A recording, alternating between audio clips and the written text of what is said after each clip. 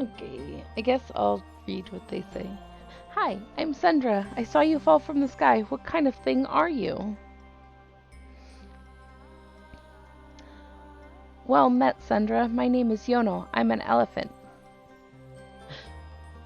I'm a human. Nice to meet you.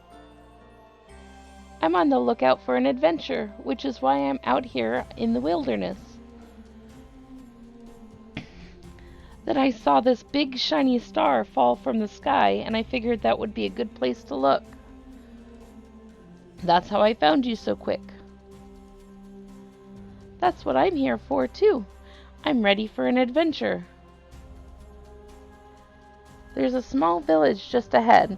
It's called Windhill. That's where I was when I saw the star. Come on, I'll take you there. Follow me. Okay, I'm not very good with reading different voices, so sorry. Yeah.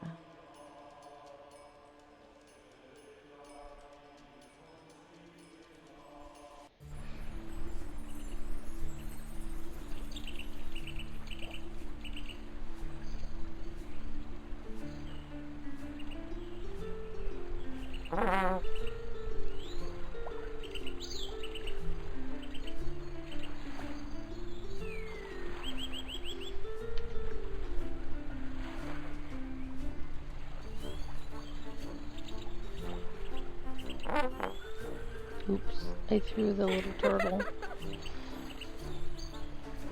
I didn't mean to throw the turtle. These big boulders are blocking the path. I just jumped over them before, but maybe you will want to find a solution. Another solution, no offense. I'll wager even rocks like these are no match for that mighty skull of yours. I'll see you down the road. Try and keep up.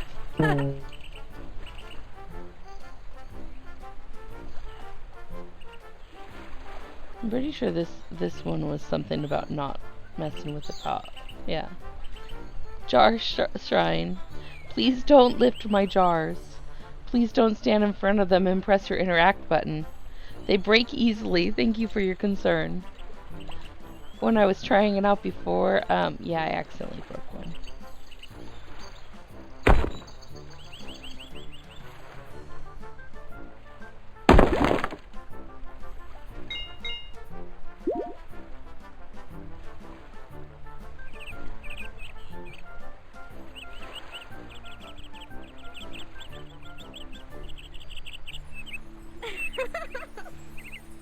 Wow, you really pulverized those boulders. How strong are you? I bet you can push this big heavy box around like it was nothing. Just keep walking right into it for a while until it starts moving. Really put your back into it, you know? Personally, I can't even budge it. Well, I'll run ahead. Don't dawdle.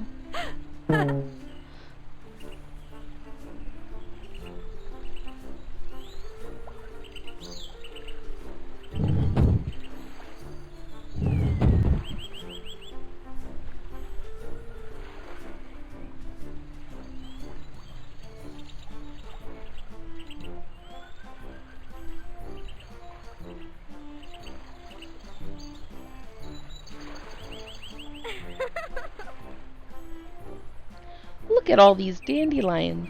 Don't you just want to blow them all out? Ploofy. And I mean, your nose is huge. Just imagine what a mighty gust can whip up with that thing. Anyways, we're not far from Windhill now. Just a bit more. I'll meet you again when we get there. So long.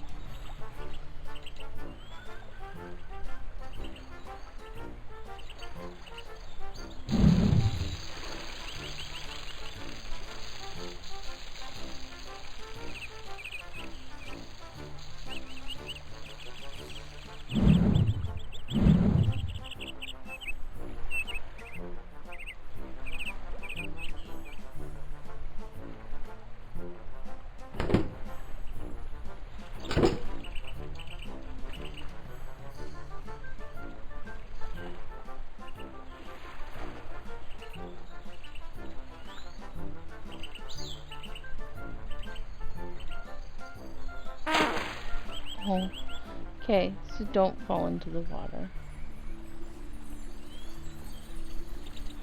I was wondering if it would let me.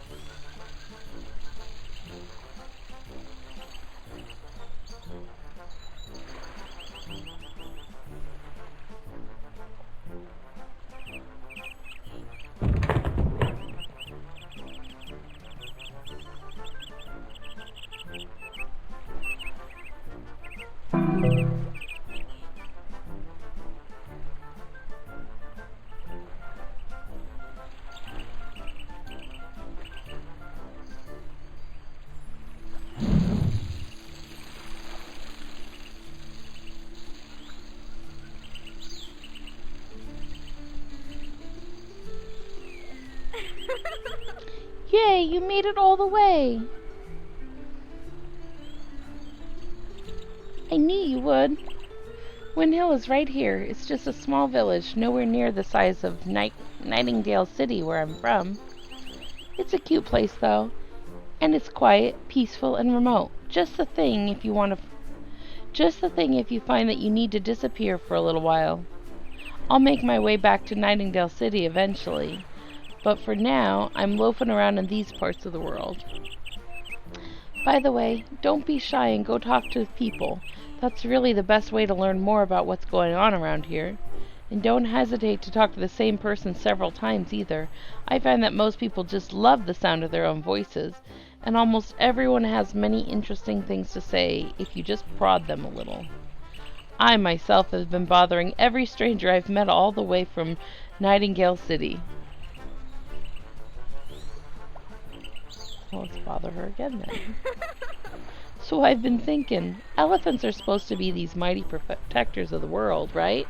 They appear in times of great distress or to restore harmony. Isn't that so? I think so. I'm not sure. So if you're here now from thin air, does that mean something really, really bad is about to happen to the world? Yeah. Okay, so she's saying the same thing now.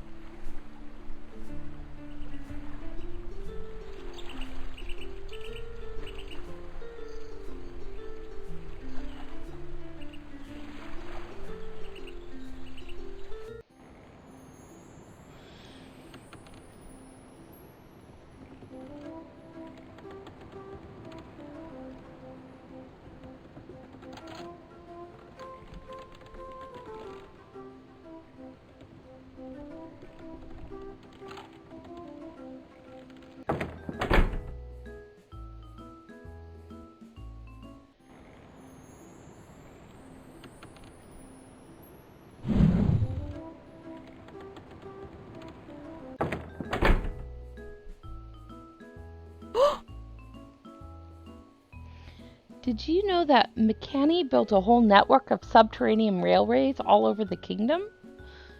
One day I'm going to ride a train all the way to Nightingale City, but I'm too small to ride that far. Can the railroads take you anywhere? Yes, all the major cities and lots of other places as well. But you'll have to visit the cities first by yourself before you can take a train there. That's why I'm not allowed to ride. Yet. In the meantime, I'll wear my trusty adventure helmet. People always talk about how grand Nightingale City is. Personally, I find it hard to believe that any place could be bigger than Windhill. Did you know that train engines use boiling water to move? They make sounds like huge dragons. I like trains.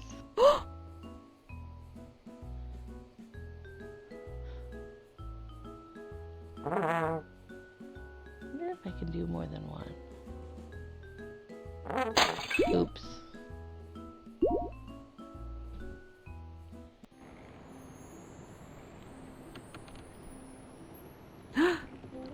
Good day. Oh, hello there, little one. You startled me. Pray tell, what exactly are you? Some sort of animal? I'm terribly sorry to ask. If it's rude, I mean. It's just that you may very well be the first four-legged creature I've ever talked with. It's quite right, ma'am. I am an elephant. An elephant, you say? How curious. I have never even heard of elephants before. I have come here to help people and do my best to bring joy to the world. Well, that sounds positively splendid. Welcome to Windhill, little elephant. Our village is not big, but is quite charming, wouldn't you say? I think you can make many new friends here if you just take a look around. Here in Windhill, we take great pride in our wind-powered lifestyle. Everything here runs on energy from the wind. There's a barber shop further up the hill. If you have some coins, why don't you take a visit and see if you can find a new style you might fancy. The Queen in Nightingale City protects us from all sorts of threats, but nothing ever happens here, so we don't see a lot of soldiers.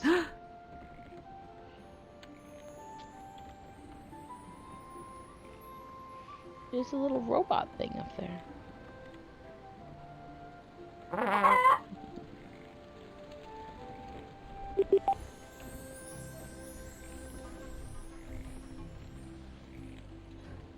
Good day, my sir. Why aren't you a strange creature? If you don't mind me asking, sir, what exactly are you? I am an elephant. My name is Yono. You're a pretty strange one yourself. Oh, not at all, sir. I am Makani. I come from the robotic city-state of Freehaven. If you're wondering what I am doing here in Windhill, sir, the answer is that I'm on vacation. Did you know, sir, that Freehaven was founded by the Makani almost 300 years ago? It's our own glorious city-state, and we are even governed by our own robotic laws. Freehaven is still part of the kingdom, mind you, sir, and subject to the human queen. That's why I can travel all the way to this picturesque little village without any passport or anything. What a time to be alive! Are there any other robots around here? Well, sir, I did meet this large fellow who was a vending machine, but there are mostly just humans in these parts.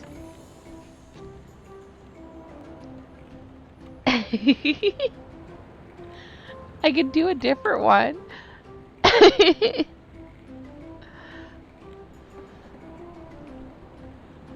I just figured you guys didn't want to read them yourself.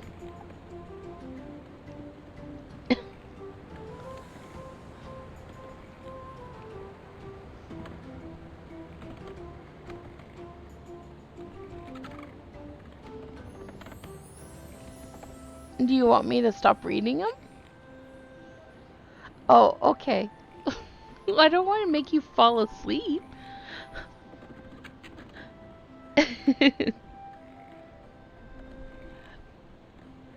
Okay. Well, sir, I did meet this large fellow who was a vending machine, but there are mostly just humans in these parts. I expect you'll meet more Makani if you ever visit the capital city. But of course, sir, you should go to Freehaven if you really want to meet more robots. You are a very helpful little creature, aren't you? I sure am, sir. It's in my internal design. My ancestors were once constructed to serve the humans. We are free now, of course. But you know what they say about old habits. Thank you for all of your help. Always a pleasure, sir.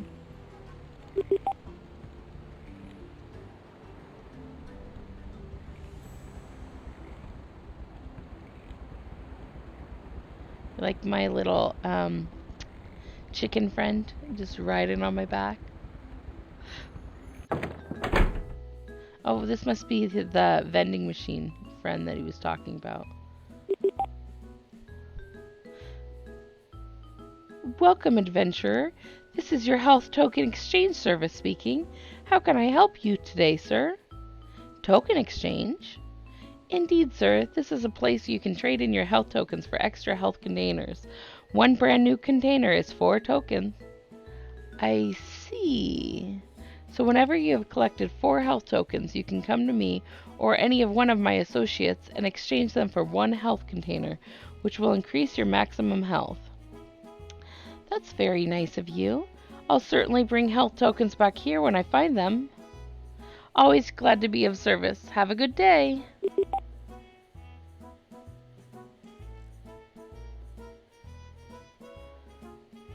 Okay, so that one's just a shop. I don't want to talk to you again.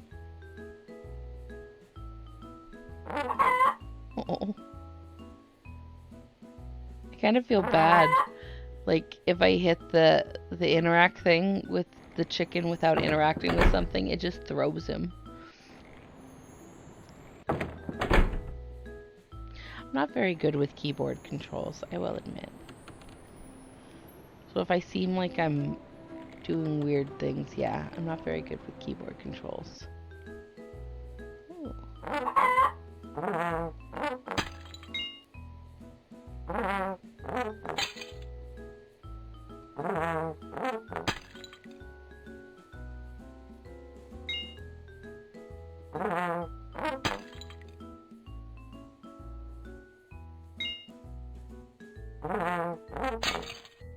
Just in here breaking pots, don't mind me. Oh, I left my chicken behind. Whoa! The old man who lives down over there is so scary. He's the village undertaker and he's a zombie.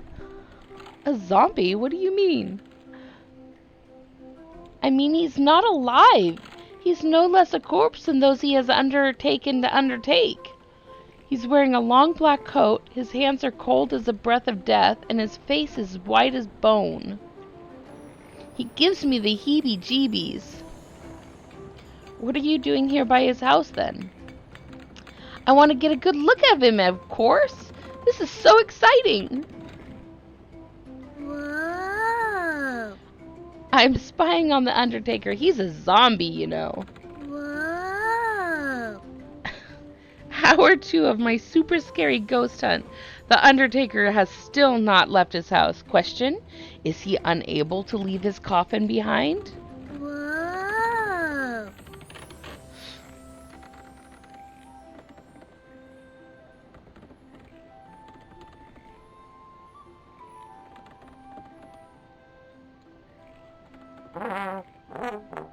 Oops.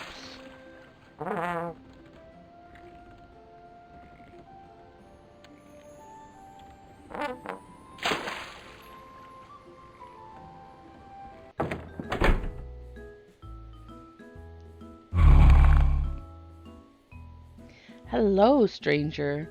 You are new to these lands. Yes, I am. In fact, I just landed. I have never seen an elephant before. They say it's an omen of good things to come for both the living and the dead.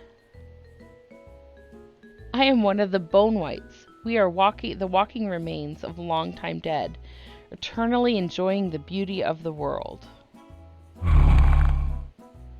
I've never met a dead person before.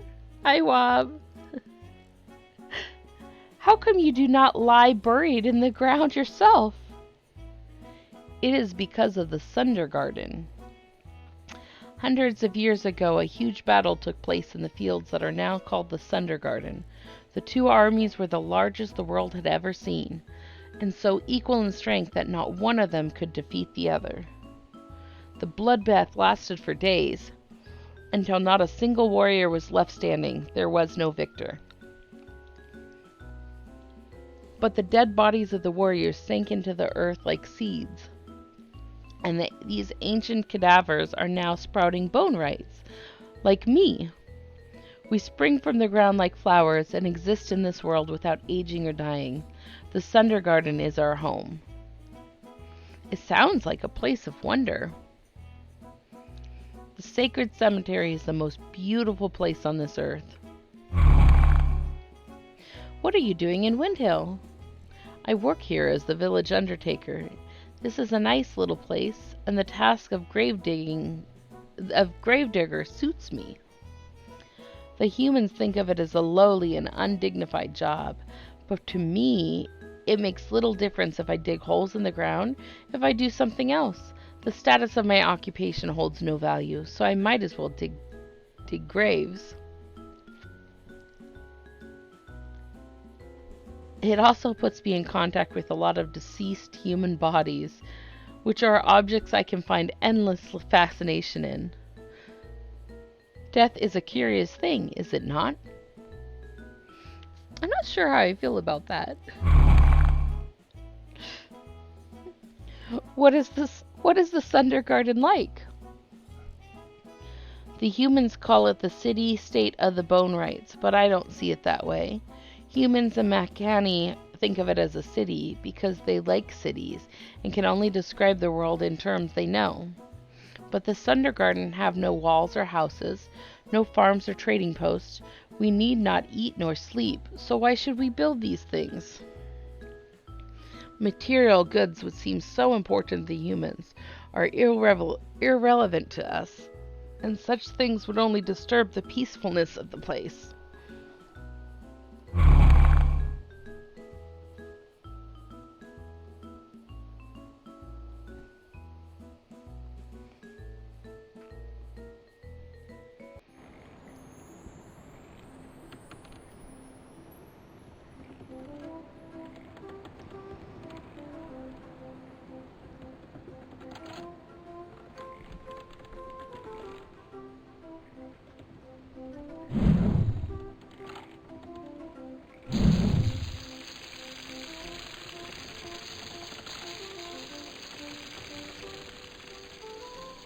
Oh! Good day. I'm a traveling marble merchant. I sell marbles. That's very nice. How is business going? Not good at all. I put down the merchandise for a short while, and now I can't for the life of me, remember where I put it. Have you lost your marbles? Yes, I have. I can't find them anywhere. I'll help you look. You will? Yes, I am an elephant. I'm here to bring peace and harmony, and to help anyone in need. I'll find your marbles for you. Thank you very much. Okay, I have no idea how to find the marbles, though. I'm guessing just keep my eyes open for them.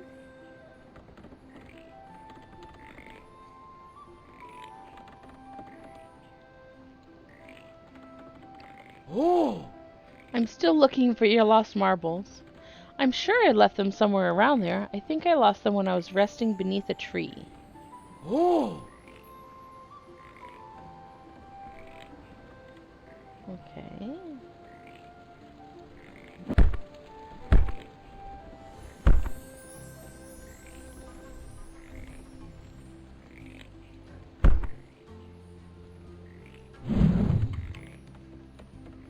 Talk to the snoring guy up here.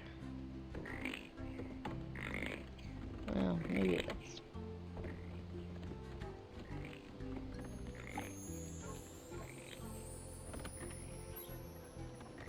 Ah! Hup hef. What to do, what to do. Oh, what are you? I am an elephant. I have come to this realm to help the people in need. Why, that is certainly grand, for I am indeed in need. Do you see my crops over there? I just can't get them to grow. Why not? What do they need? Beats me. Maybe they just need some water. It has been rather dry of late. Maybe you can find a tub of water somewhere and fill up that prolonged proboscis of yours. That certainly sounds like a job for me. I'm on it.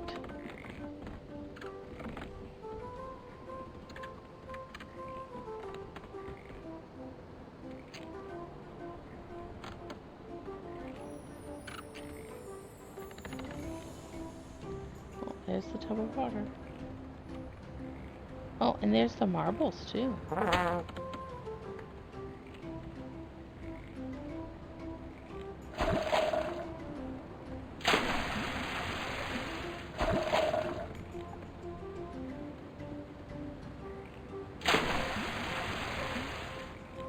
there's a water multiple times. Let's see how the guy back his marbles first, though.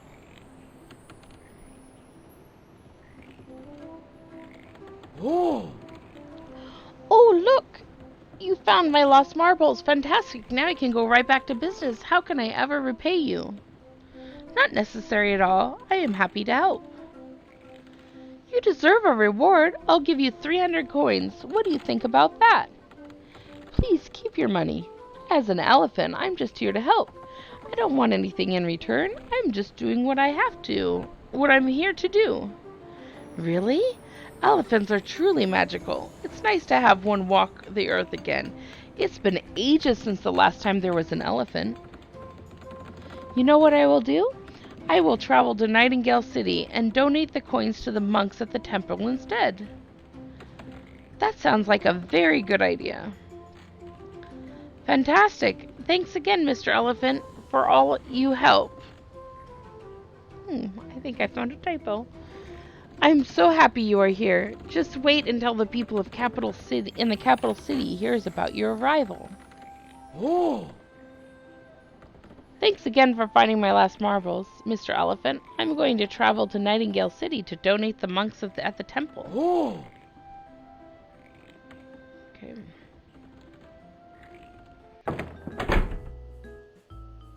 Oh. Welcome to the Windhill Barber Shop. What can I do for you today? Something cheerful and light? Or maybe you're looking for something that brings out the mystery in you. Oh, cute.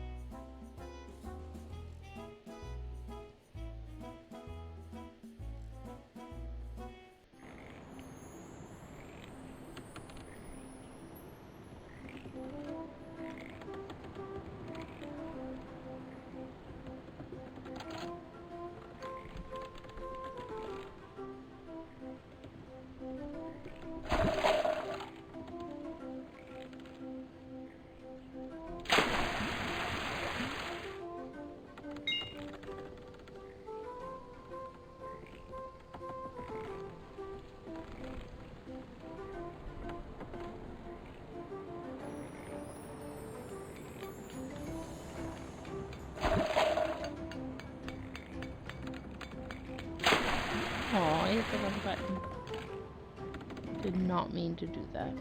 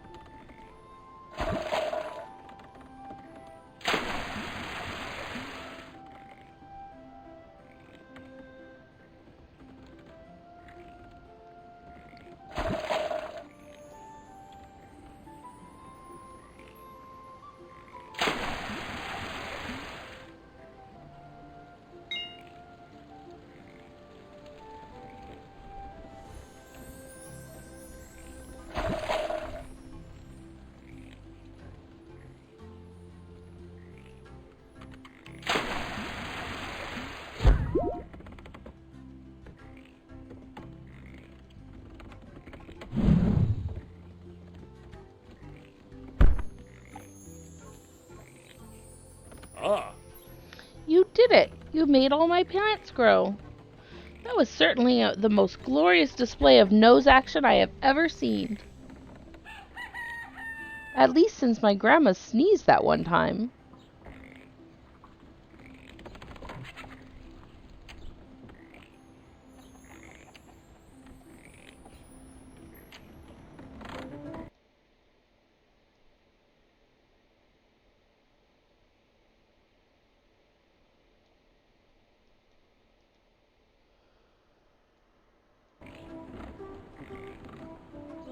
There's a rewards chest here.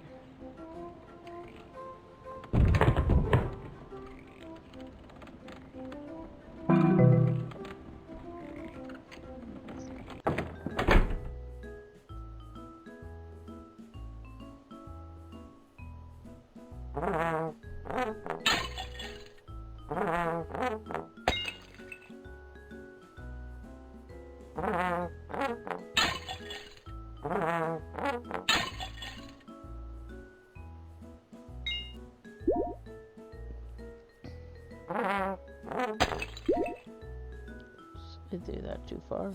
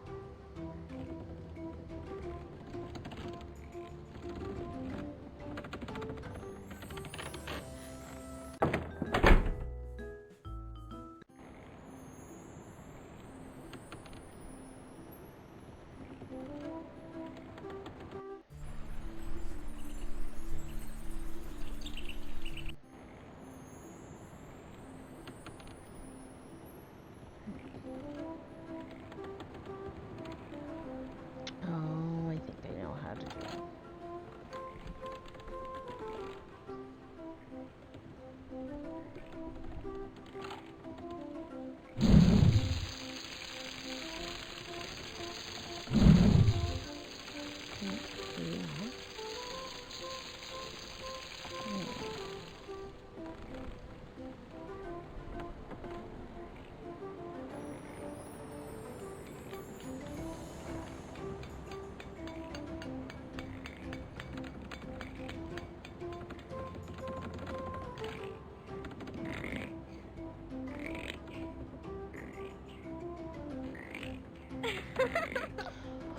Ahoy there, Yono! Look at this sleeping boy I found. Can we keep him?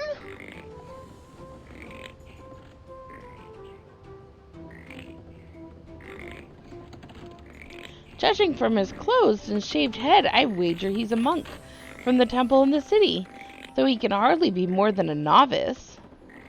And that makes me wonder, what's he doing all the way out here? Or perhaps, what should he be doing instead of dozing off? Wouldn't it be hilarious to wake him up in a really startling fashion? Maybe I should yell really loud in his ear. No, wait. Let's splash a bucket of water in his face. That would certainly be a right laugh. Don't you think he'd be upset? Look at it this way. He's most likely here in Windhill for a reason, some pilgrimage or mission or something. And if that's the case, he probably shouldn't be sleeping like this in the first place. In fact, I bet he'll be thankful if you wake him up. I have a feeling that's not going to be the case. Let's find a bucket of water and splash it all over him. That'll wake him up, all right. think of it, I bet your spectacular trunk is perfect for holding and spraying water. What say you? We wake this young monk up and ask him what he's up to? Oh my goodness.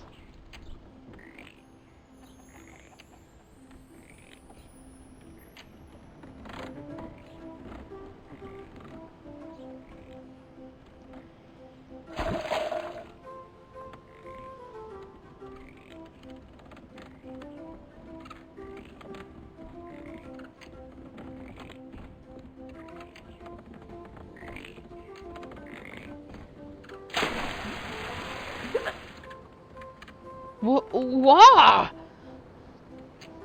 What's going on? I'm awake.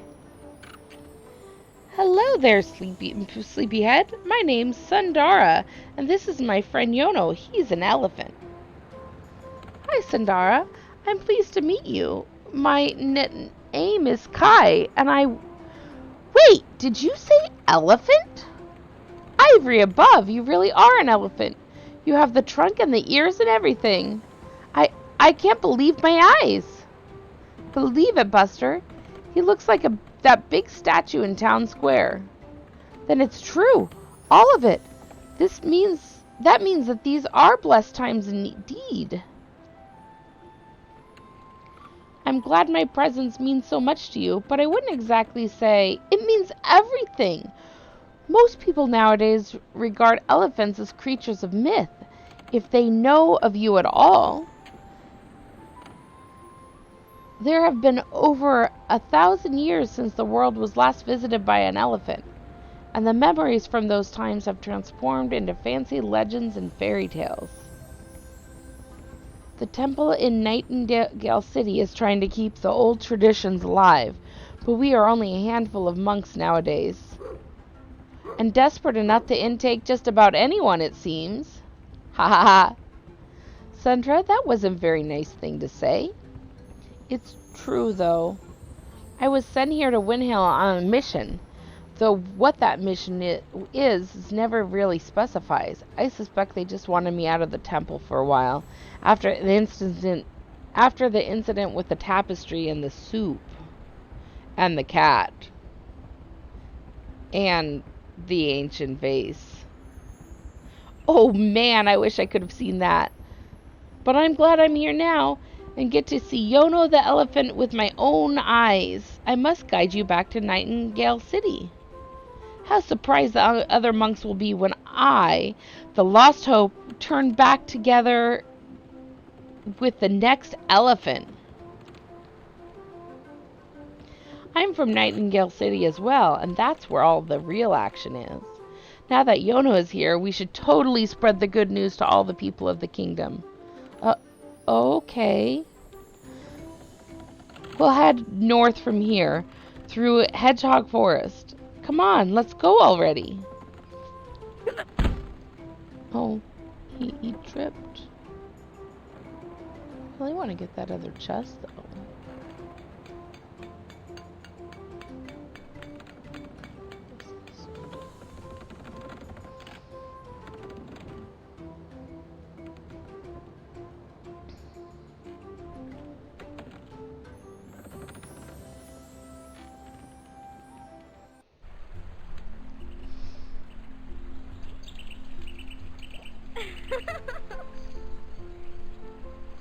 You better watch out, There are a couple of rob goblins down in the valley, and they seem to block the path with a fire. Rob goblins? What are they? Predatory and aggressive little scavengers. Because of their weapons and armors, they look a bit like people, but they're really not. They're just attracted to metal and carry around anything they can find, steal, or plunder. They are just like what my mom says our lives would be without a structured society. Nasty, brutish, and short. Yeah, I should read it like that. Wobgoblins.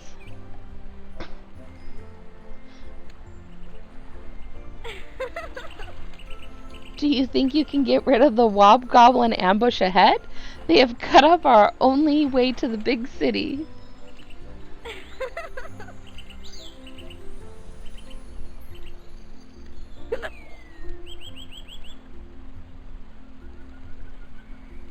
Ever since I can remember, I've always wanted to believe the stories. That's why I became a monk in the first place, to learn more about mystical the mystical elephants who come to our world every millennium to restore balance and harmony in our realm of chaos.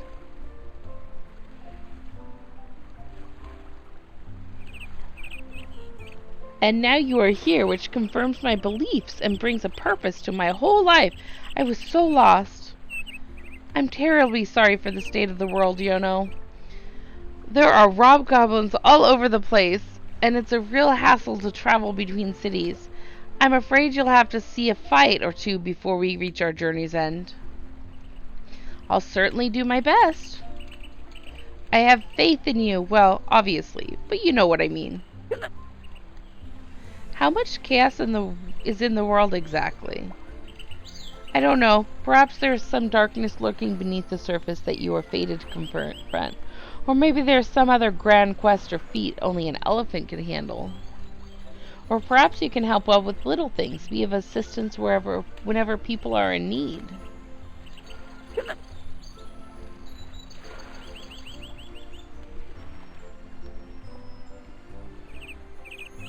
A little hedgehog friend. Oh, ooh, I almost fell down.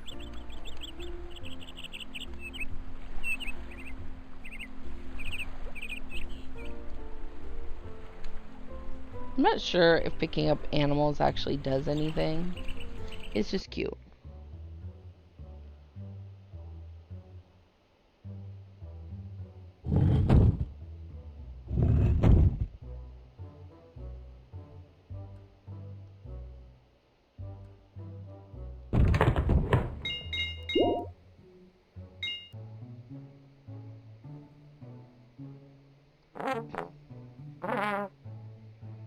Wish I could have both of them up there, though.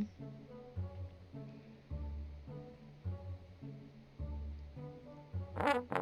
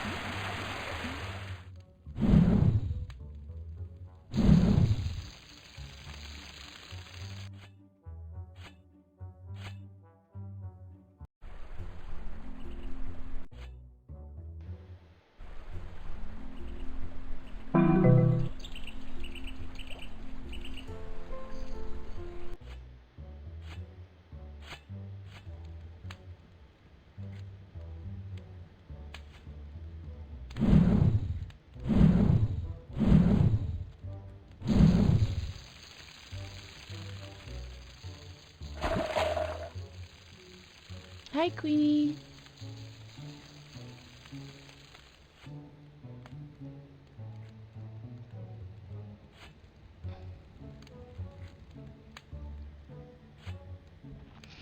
Yeah, most of the games that I picked are just like cute little puzzle game type things.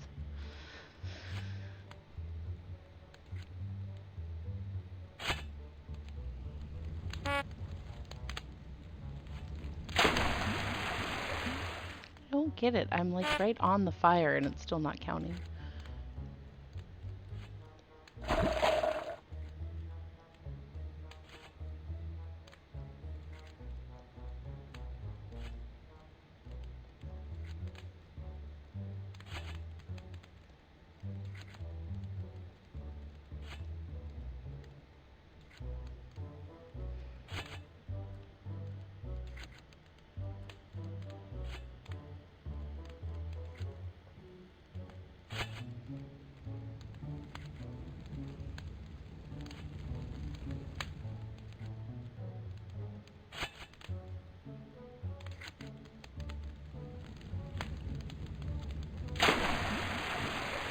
Oh, finally.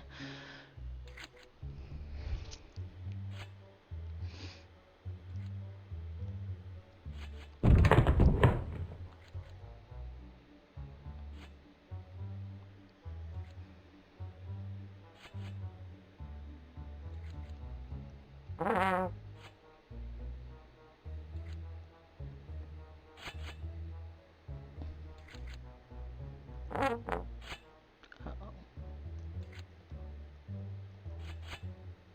Well, that's no good.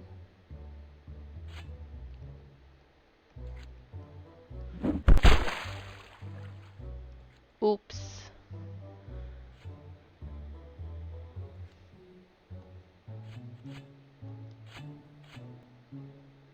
Oh, good.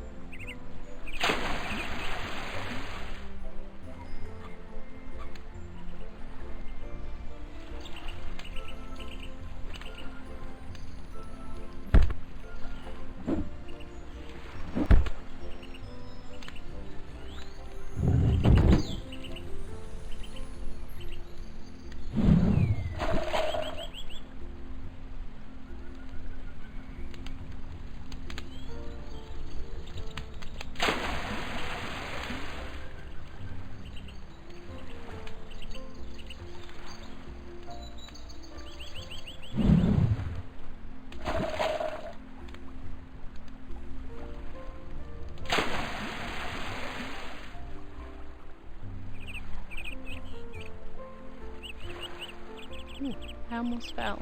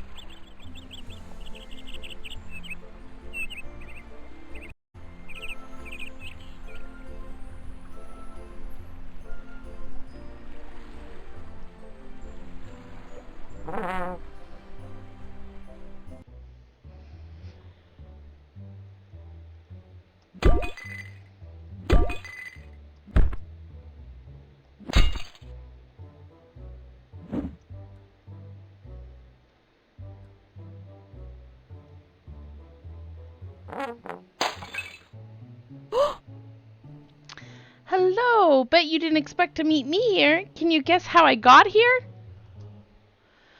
I snuck on a train and rode it all the way to this weird tunnel. It was awesome. It was the best. I'm glad to hear that. But this tunnel is full of traps and hobgoblins. It could be dangerous. Yeah, I know.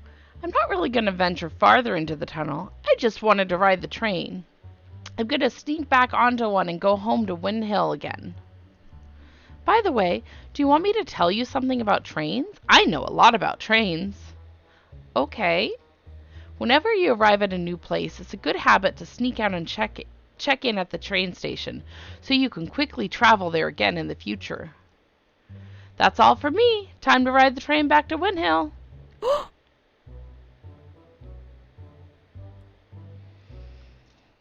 Okay, guys, I'm gonna take a slight break. Can I pause? Yeah. So I will be back.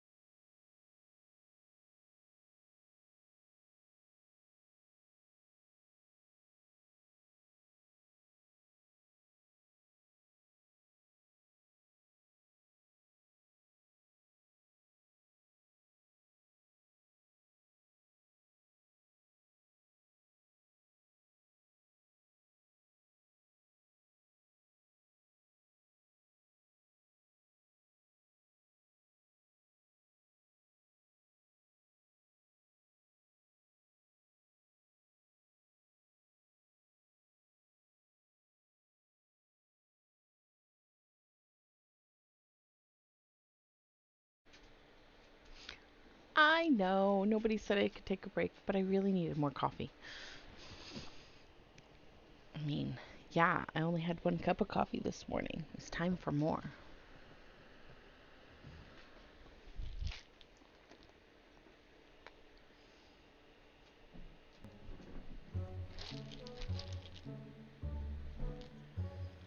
Thank you.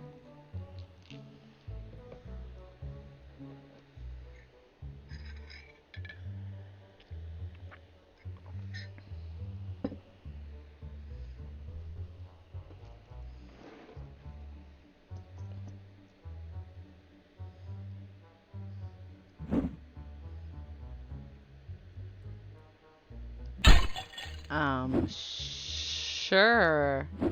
I am totally a water drinker. I totally don't live on coffee. Yeah, there you go. Uh-huh. I totally don't do like coffee. Breakfast, lunch, and dinner. And have Dottie constantly telling me I need to drink more water instead of coffee. Oh, I'm sorry. Yeah, I think you guys need to, yeah. Keep me on my toes with that. There we go. How's that?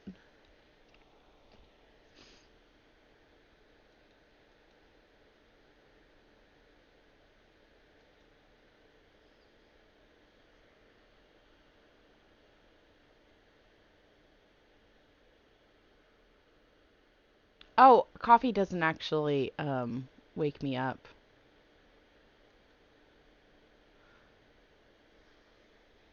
It's the flavor that I like. I can drink decaf and it does exactly the same for me. I don't typically drink it because I'm tired.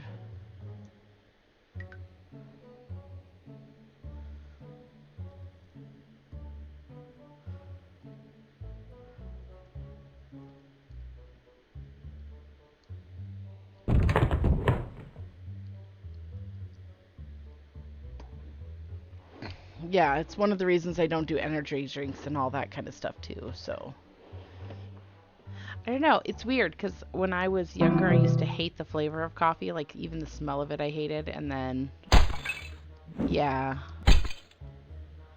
I got into frappuccinos, and then, yeah. I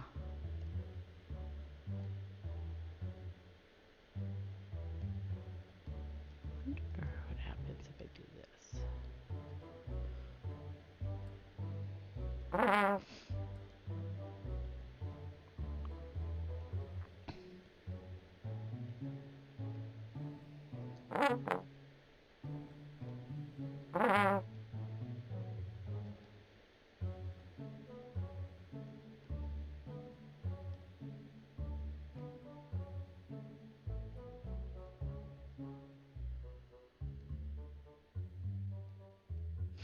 And I've had days where I just didn't feel like coffee, and I felt the same, so yeah.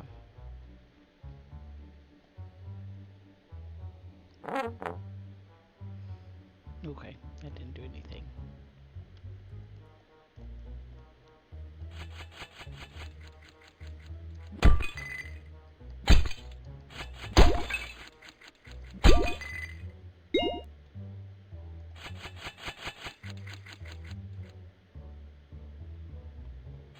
Ooh, okay.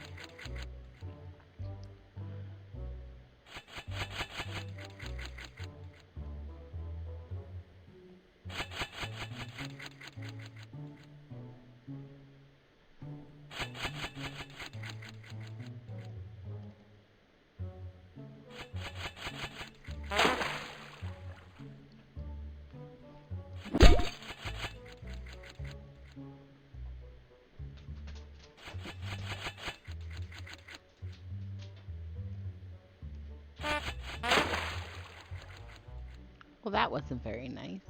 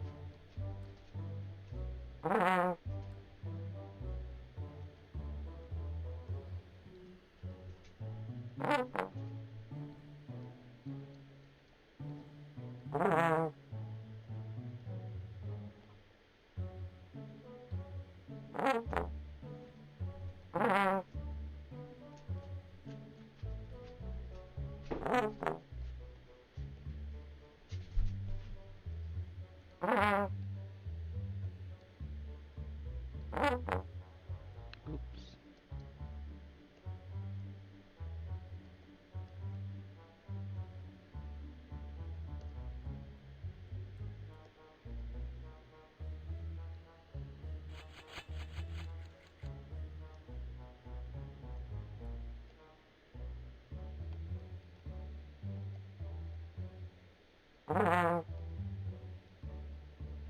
Kind of, yeah. I did that once before, but then I discovered if I just leave the room, it kind of spawns back where it's supposed to be.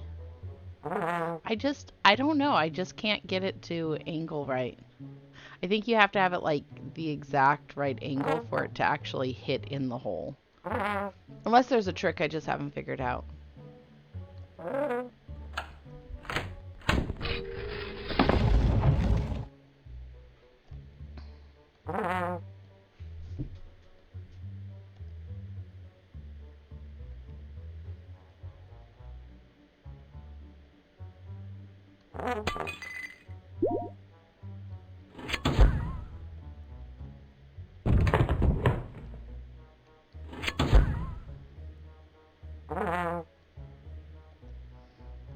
Okay, that was a pretty easy puzzle to figure out.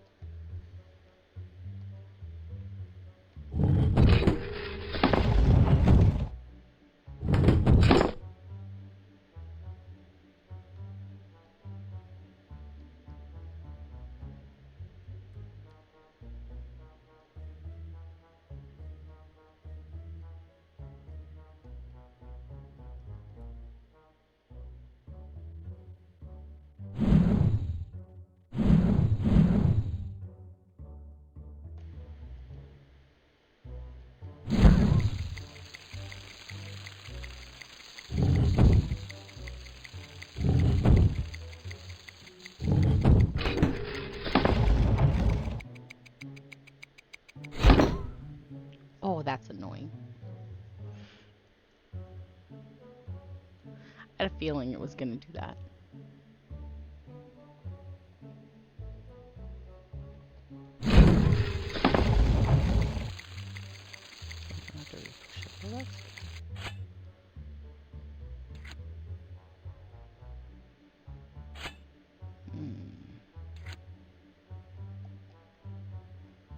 But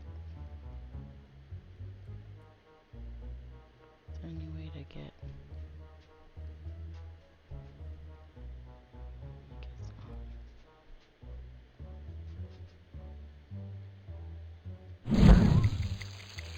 Aw, did I make me push it again?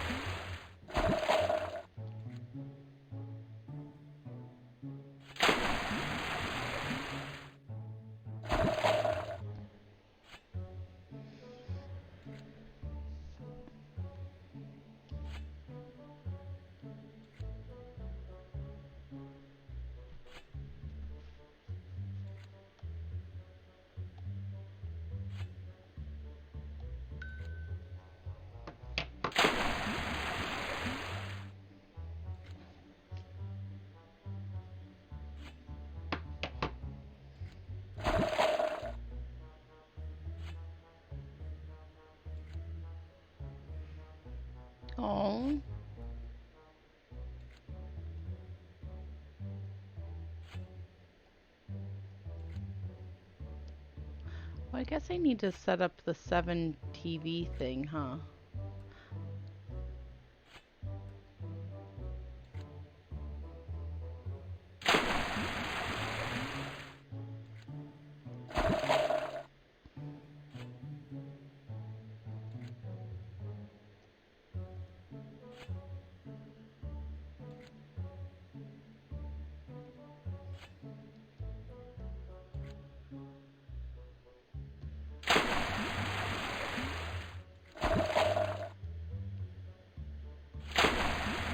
There we go, finally.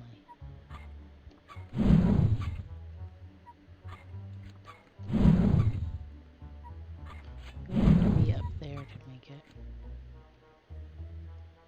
Might be.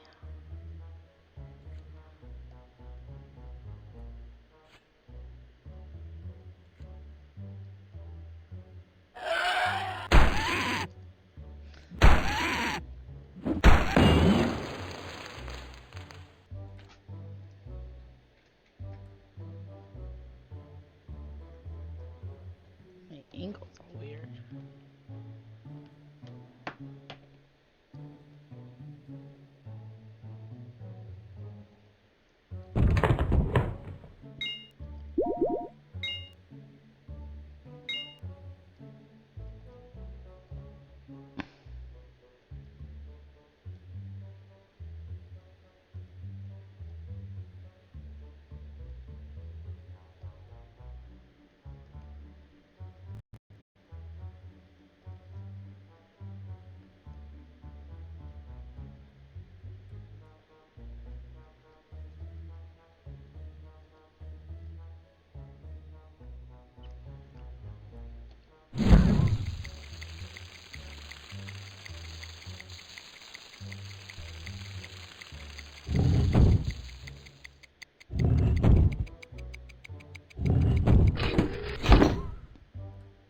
What's your laptop struggling with?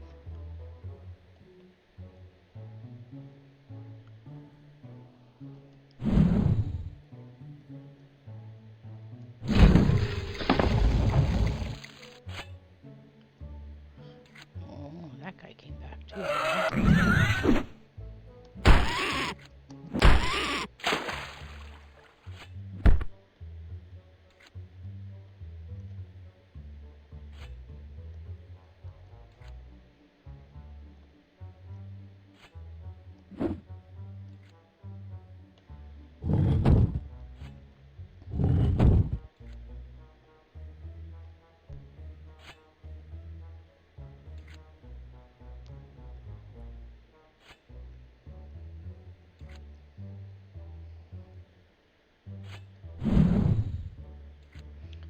It has to be from that angle.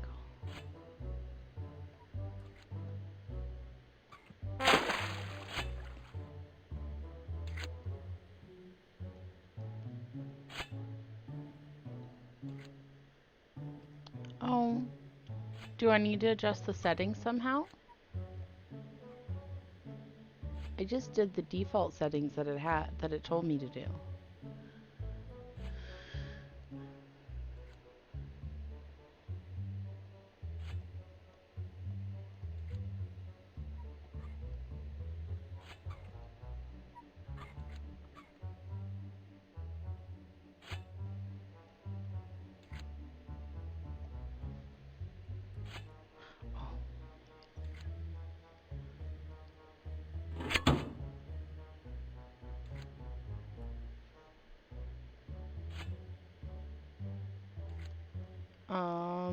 Okay.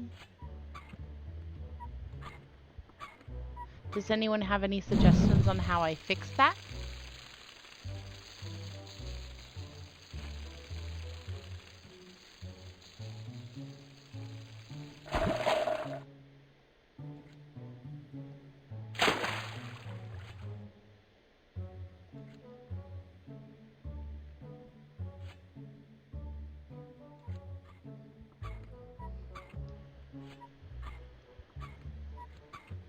Okay.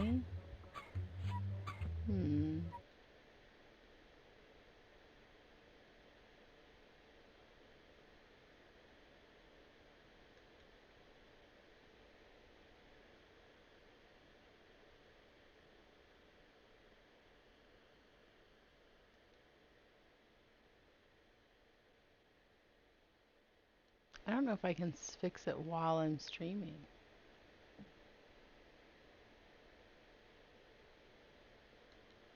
Because when I set it up, it kind of automatically, oh, there it goes. Let's see.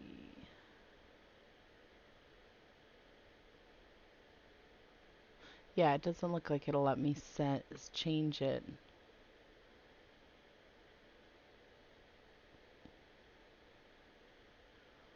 while I'm streaming.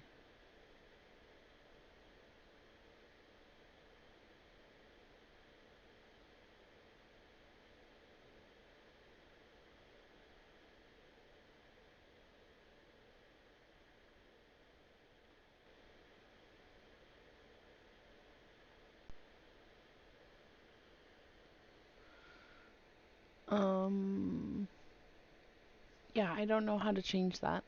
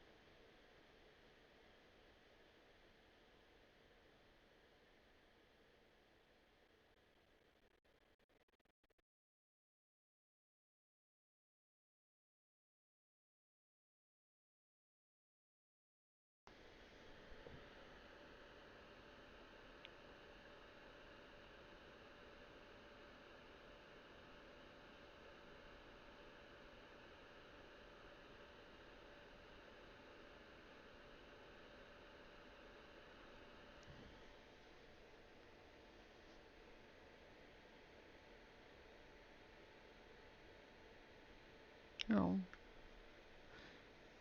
Yeah, I mean, is anybody else having any issues? Because I could probably like stop it and then restart it, like do another thing. My internet's been kind of being weird. I have satellite internet and it's been cloudy, so it's been being a little weird.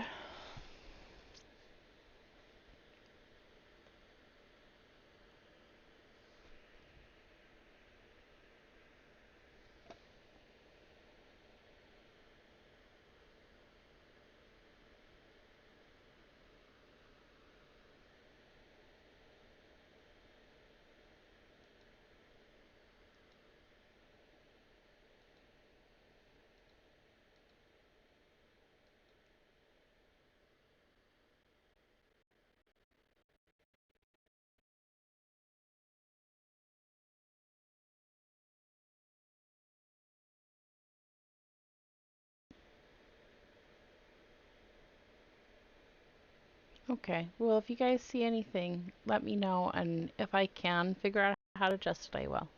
Because, yeah.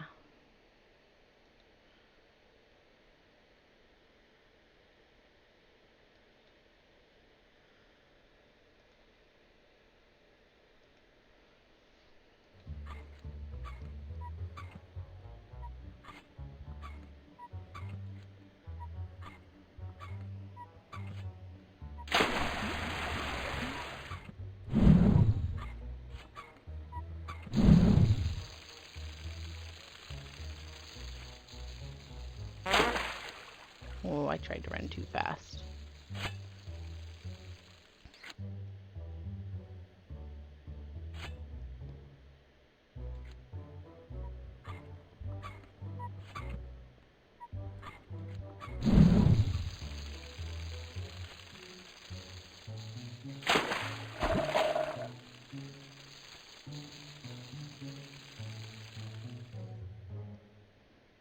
Oh, let me get this on the first try. Oh, no, I didn't. I really need to get better with keyboard controls. Just saying. I'd probably do a lot better at this game if I could angle myself right. There we go.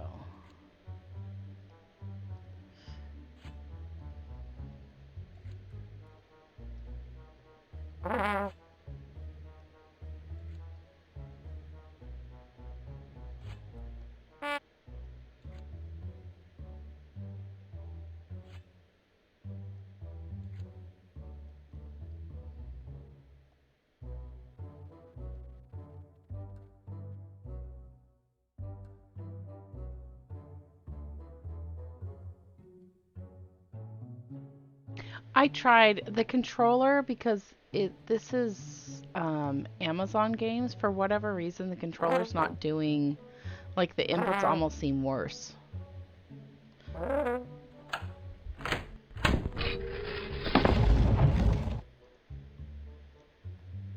So I did try that. Like, I don't know, like controller. This is kind of with the controller. So like the joystick that I usually use for moving is camera, is like just turning, and then yeah, I don't know. It just isn't.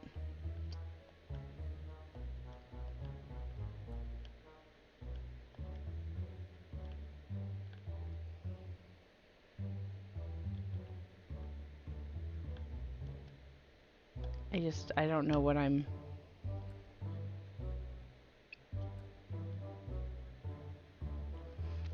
And the only way to set the keybinds in here is like when you start it up, you have to hit escape really fast. It's really weird. I mean, I guess that's what happens when you play kind of a little known game.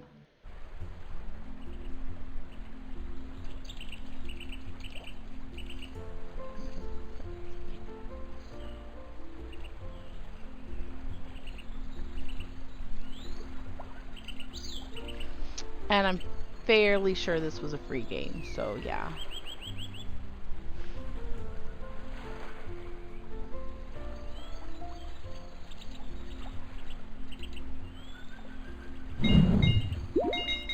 More health things.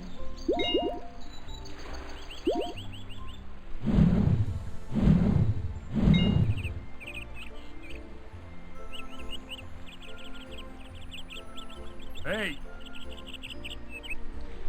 This is Nightingale City. Word of your arrival has spread. Elephant and Queen Cyntharia wishes to see you forthwith. Please proceed into the city. Hey! Hey! Do not cause any trouble. Hey! Oh wow, you really are an elephant. We heard the rumors the new elephant has come, but I didn't know what to believe. Welcome to Nightingale City, home of the royal family and high seat of the kingdom. The queen wants to talk to you, and I suggest you seek her out in the castle right away. This is so exciting. Hey!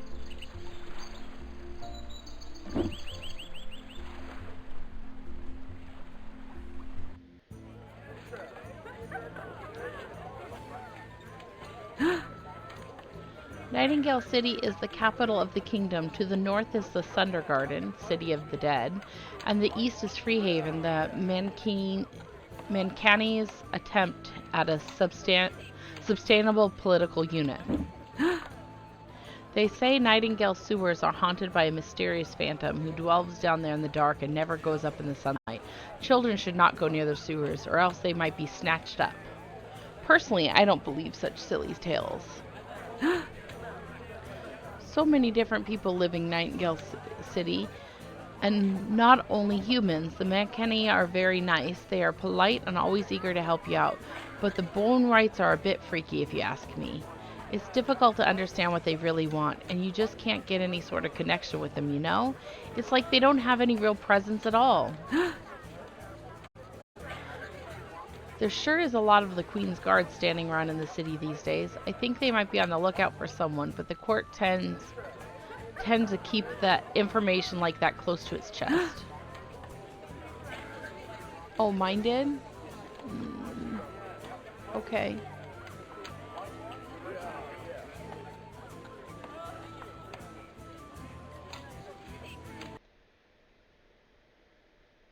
Oh, okay.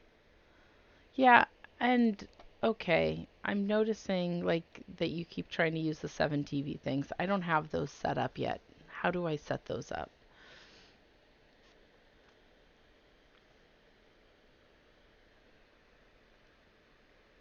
Or I mean, I have it set up for me, but I don't have it set up on the. Do I need to do something? But do I can set it up. I just don't know how to. Yeah. Oh, I have to actually go to the website that way. Okay. Set for using it. I just don't have it. Didn't do anything with my.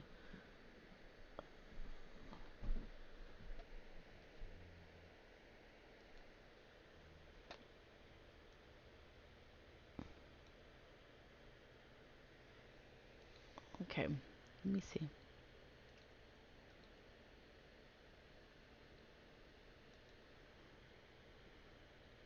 Because when I did it, I wasn't streaming. So yeah.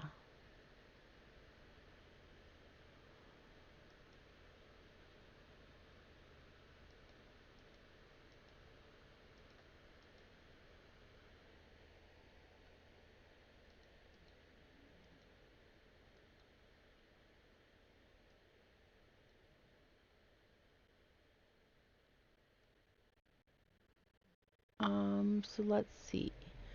You tried to use.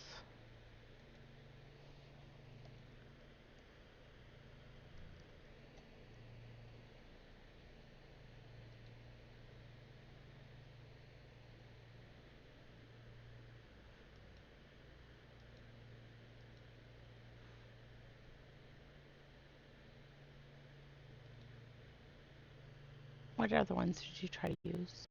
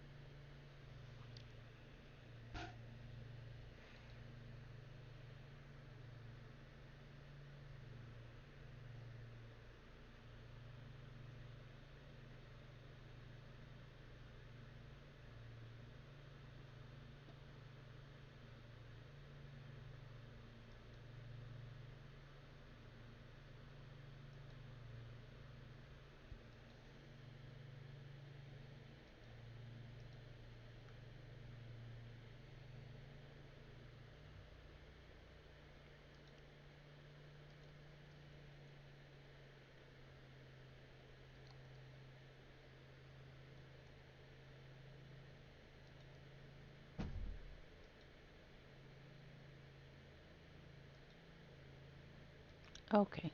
I think I figured it out.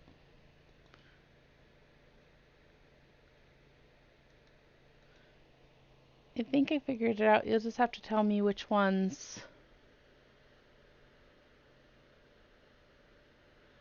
um which ones that I need to add. Yeah.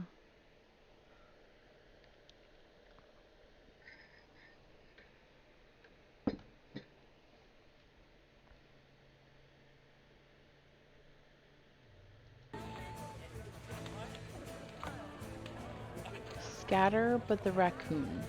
Okay.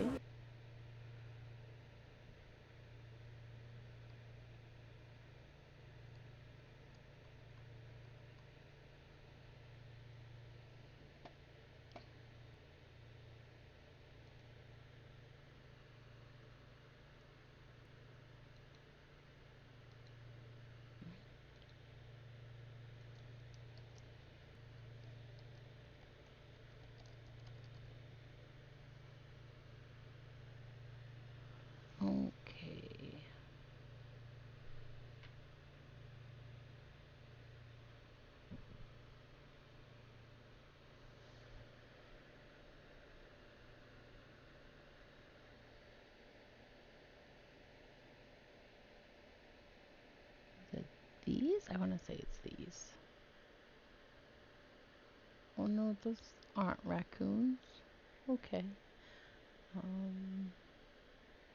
back.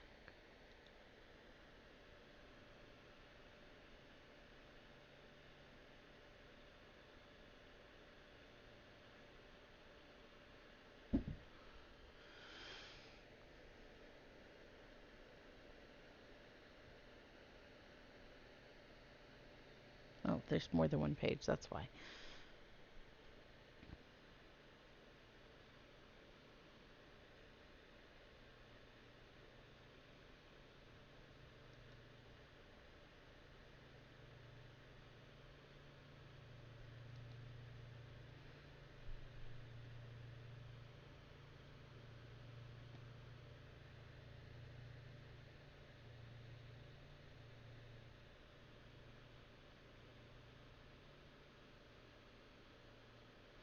I'm not seeing raccoons. Do you have the link for it?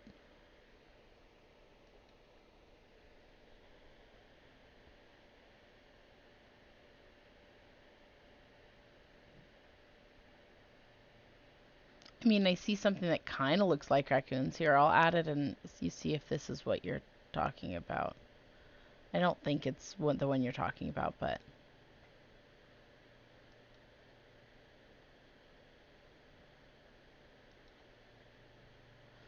Or is it not adding?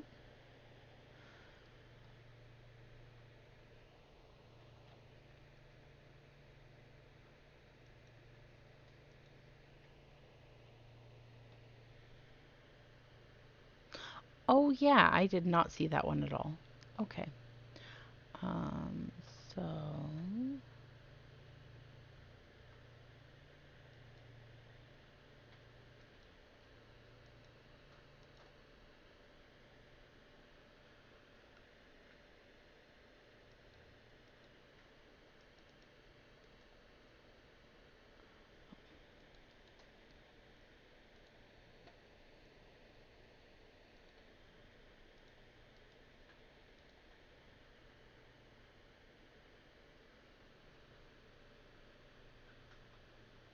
Oh, okay.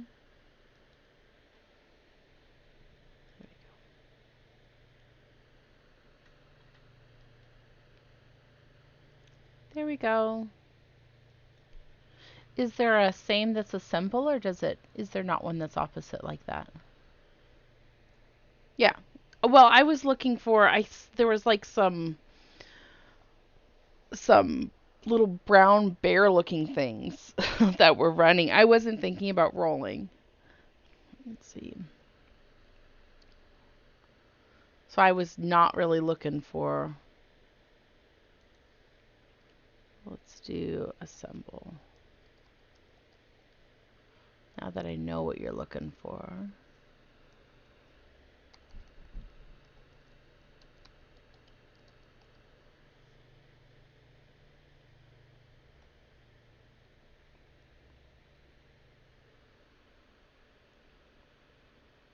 There it is.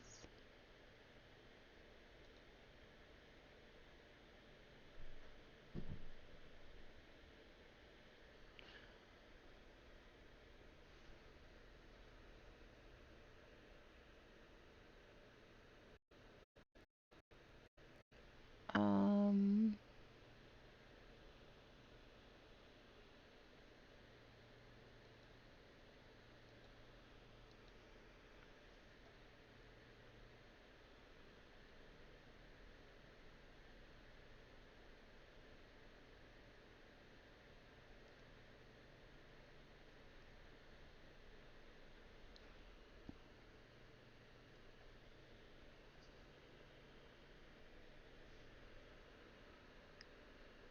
okay, but I think I have to put specific profiles up.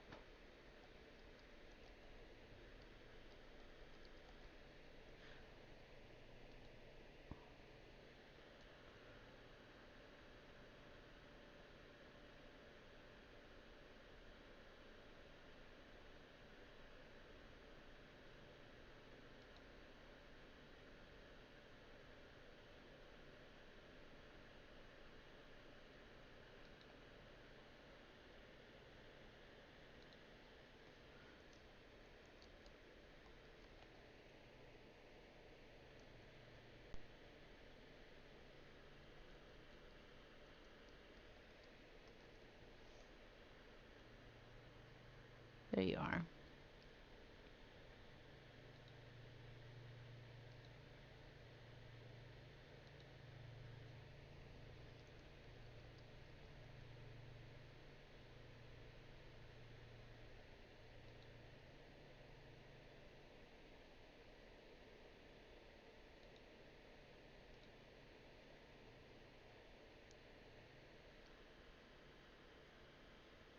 Okay, you guys should be able to add emotes.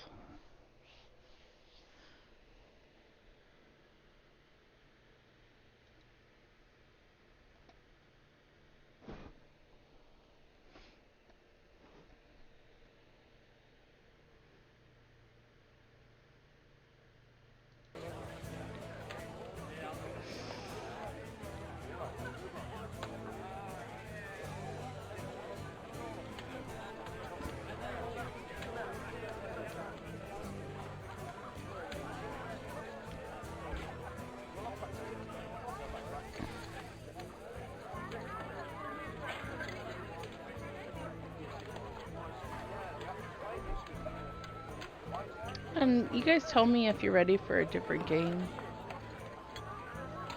Did you add it? Or do I need a refresh in order to see?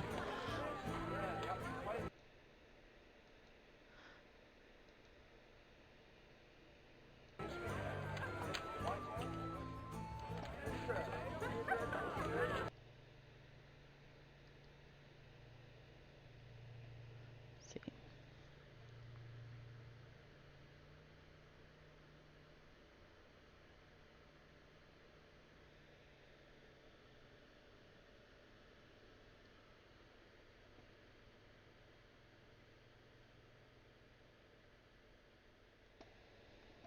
Yeah, that's no fun.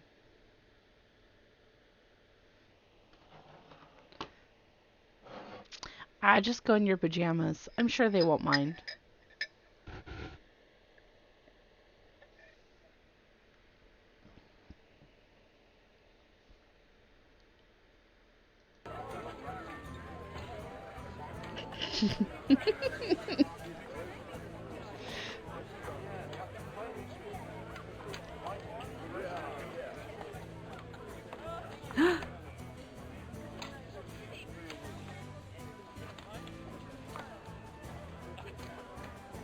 Me too. And I hope it goes by very, very quickly. Ah.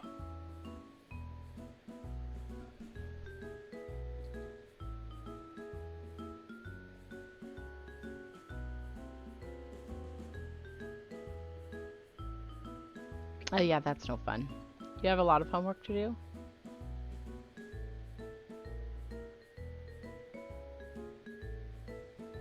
Ooh, I can do purple princess.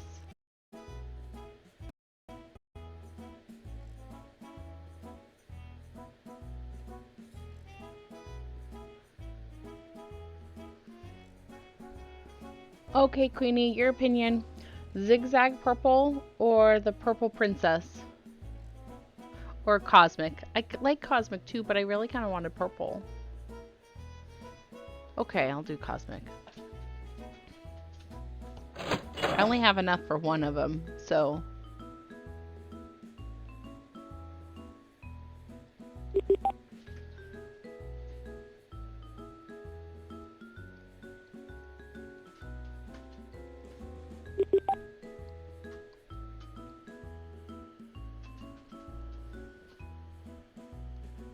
Okay, cosmic. Cosmic it is. I mean, I thought it was cute, but I was going for purple. But since then you said it, it was like, okay. Okay.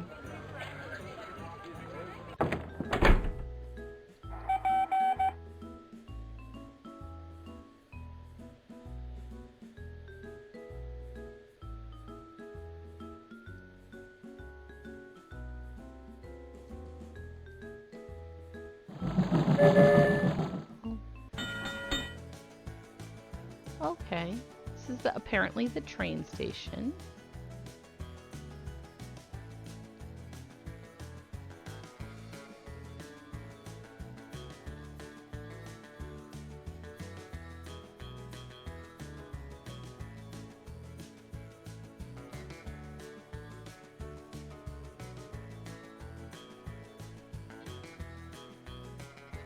Yeah.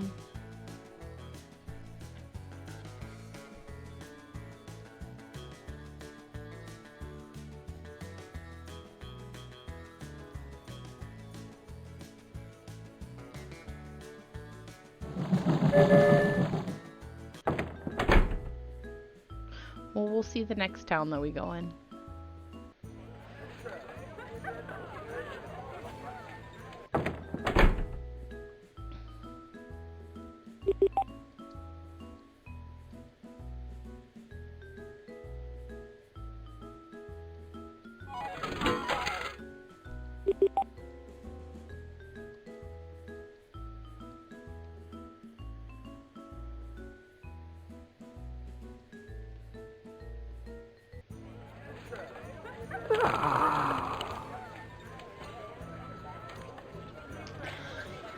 So I will return to my grave in the Sun Garden someday. I have been staying here in Nightingale City for over 120 years. It's a fascinating place, and it's a very curious thing to watch a city grow like this one have. I don't know if I like the sound effects when you talk to one of these guys.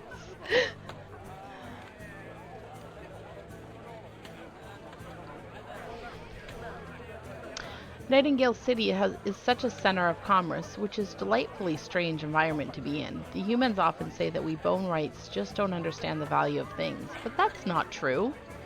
We are not nihilists? I have no idea what that word is. Okay, good luck at work. Stay safe. Have fun. Hopefully.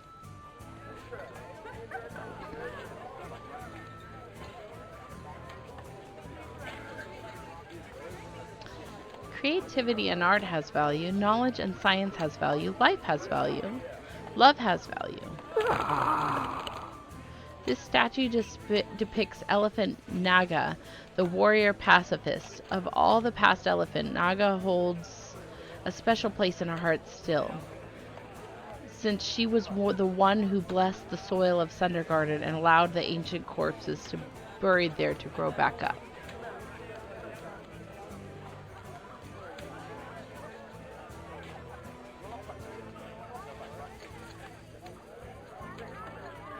Bye, maid. There are still some bone whites around today who are old enough to have seen her with their own eye sockets. They were the very first ones to rise from their shallow graves in the sacred cemetery.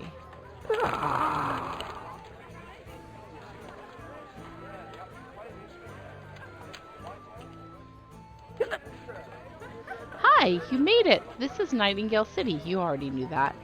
I wanted to show you the temple and the rest of the monks. I can't wait to see the Grandmaster's face when he sees you, but the Queen has issued a demand to meet you, and I really don't think you should keep her waiting for very long. Where's Sundara? Oh, she went up ahead, towards the castle. I don't know, she seemed a little nervous to be here for some reason, and dodged out of sight pretty quickly. I don't trust her, Yono. I think there's something she's not telling us.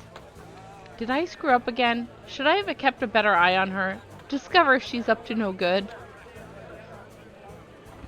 You did good, Kai. I'll go find this castle and see if I meet Sundara along the way. Hey, Yono. Good luck with the queen. Sounds like he hiccups every time you talk to him.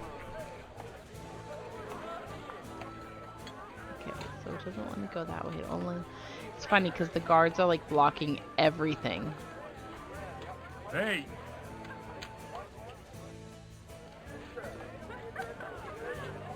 Hey!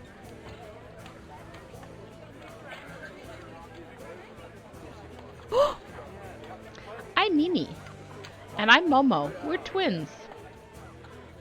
We are looking for our lost dog Milo. He ran away and hasn't come back. If you see him, please bring him back to us. Please?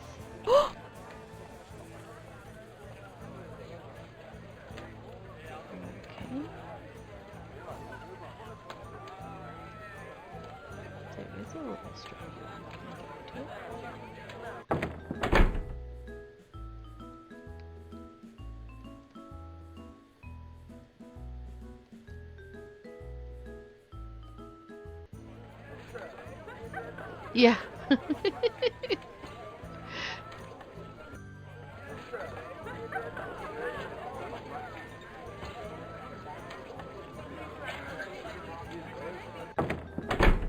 Oh, I am the queen's executioner. How come you come across the executioner before you come across the queen? We often like to forget, but even noble political power is fundamentally an extension of the physical power of violence. Okay. Yeah, thanks.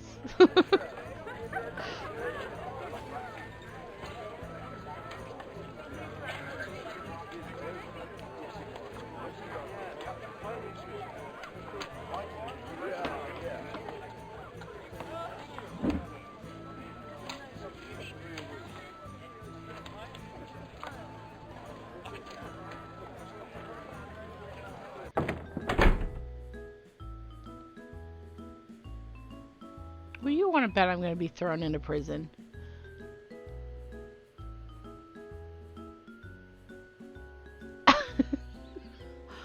Oh no! Like, why is she gasping like that?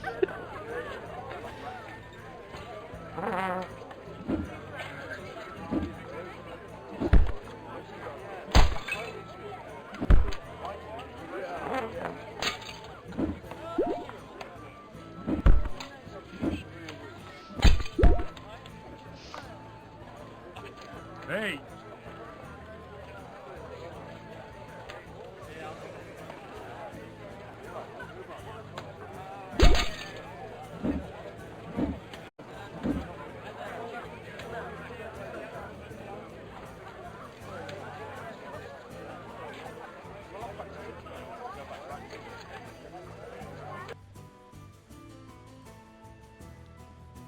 Do I get to pick up a peacock?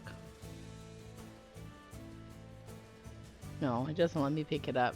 Aw, it's kind of sad. I wish I could pick up the peacocks like the little hedgehogs.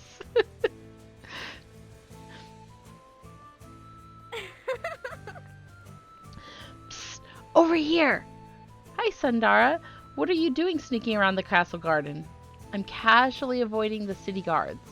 But anyway, here's the castle. The queen is waiting for you inside. And from what intelligence I keep finding typos in here. From what intelligence I have gathered, she seems to have something important to say to you. Maybe the end of the world is looking around the bend after all. Why don't we step inside and meet her then? Maybe you can introduce me? Nope. I'm sorry, but I can't go inside with you. Someone might recognize me, and we wouldn't want that.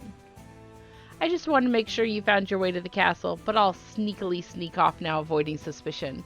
I'll find that goof Kai and meet you downtown, okay? Good luck with the queen. I have a suspicion she's like the princess or something and trying to get away from duties.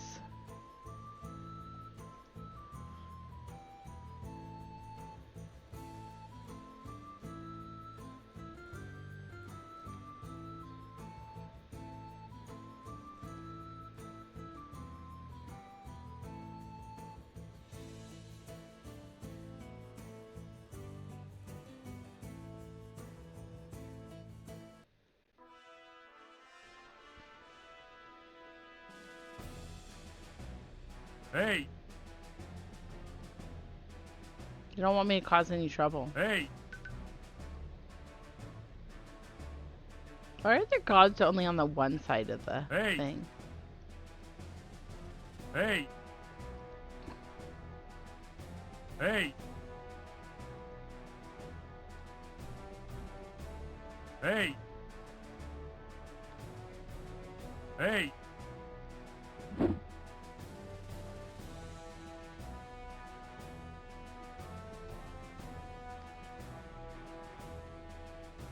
Oh, Elephant Yono, we are Her Highness Queen Cyntharia the First.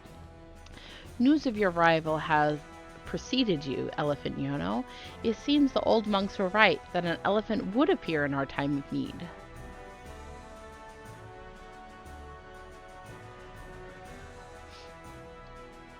Your Highness, I'm glad to be of assistance. Wait, time of need? What does that mean? Our daughter is missing. The young princess has been kidnapped. I told you.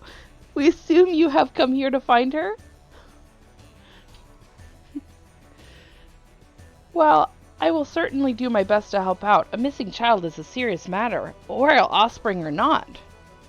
Our baby girl has been stolen from us. Worry not, your highness. I will find the lost princess. Who could have taken her, do you think? Those walking corpses from Sundergarden, we're sure. Rumor has it they steal human children all the time to use in dark rituals which keep them alive, or else perform sickening experiments on. We never thought the Bonewites would have the nerve to stretch out their profane fingers towards the royal family. No wonder she's hiding from her mom. Your Highness, I have met a few Bonewites, and I wouldn't say they seem the kind to steal babies. Or else it's the Makani who are behind this. We have known for a long time that unrest was growing in Freehaven, and this could very well be a part of some barbaric coup to bargain away their trade taxes. Those clockwork brains of theirs can be shrewdly political, and their lack of human emotions makes robots ruthless and unpredictable. I see. Your Highness, let me investigate this matter. I'll do whatever I can to get the missing princess safely back to you. At first, we didn't believe in elephants, but since you are here now, we expect you'll be able to solve this with ease. At least that's the impression we have gotten from the stories, that your kind can move mountains, end wars, and align the planets. With such immense power, we expect you'll be able to find our kidnapped daughter and punish those responsible accordingly. I'll do my best, Your Highness. Oh. Find our missing princess. I'm on it, Your Highness. So funny.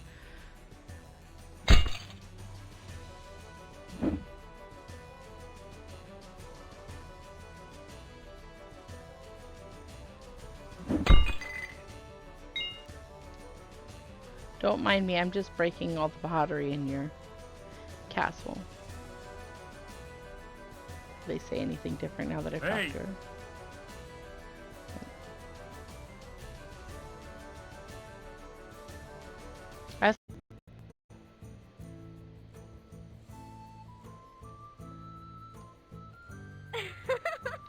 Hi-ho! How was your meeting with the Queen? Intense character, isn't she? You are right, Sandara. There is a great calamity happening to the kingdom, which I was sent to repair. I know what it is now. Let me guess. The princess is missing? Why, yes! How did you know that? I'm the missing princess, silly! And I'd rather it stayed that way for at least a little while longer. You're the princess?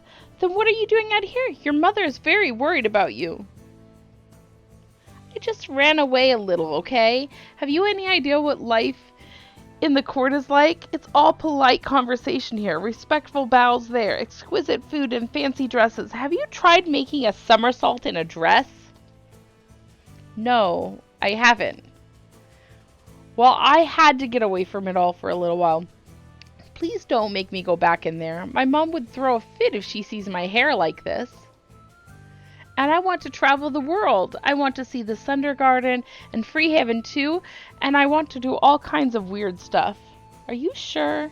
Your mother seemed rather upset. Perhaps it would be better to let her know where you are going. Oh, you are clearly not familiar with my mother. We have a world to save, you and I, and that monk boy, and even if the world is not in trouble yet, then maybe we'll have to cause some first. Kai wanted to meet you at the temple. See if you can find the klutz, and I'll meet you later.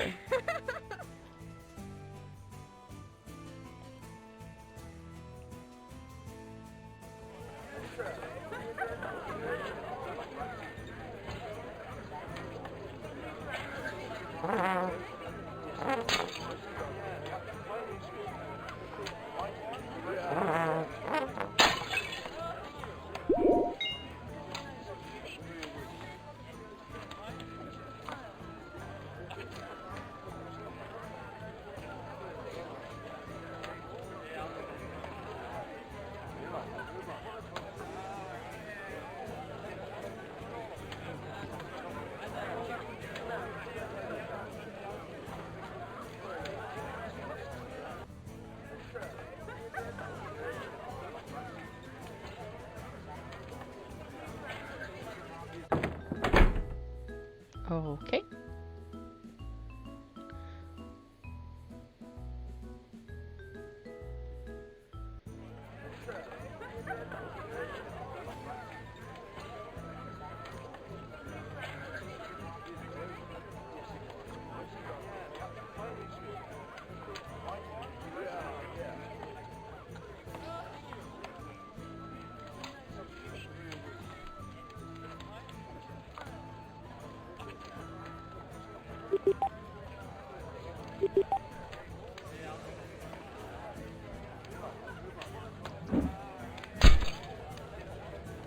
Hey!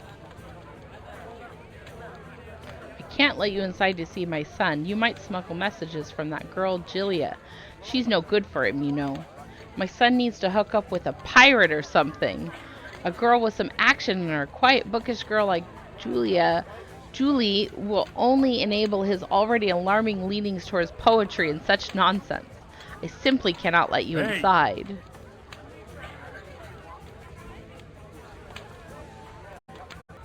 Okay.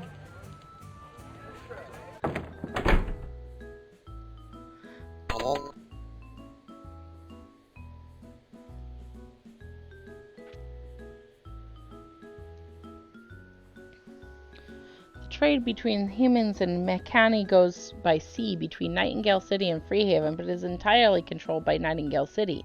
They force us to pay high taxes and a tariff on everything we trade, which means Freehaven remains a scrappy outpost.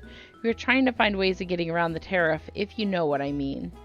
I have a fake manifest here for shipment of manufactured goods from Freehaven, but it needs an official stamp before we can show it to the harbor master. Luckily, we have a human sympathizer who works in the Queen's Guard and has better access to official documents.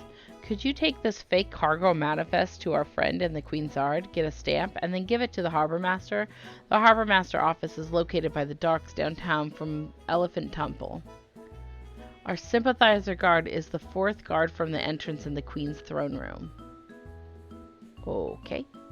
Oh, I think I have to actually carry this thing. I guess I'll go back.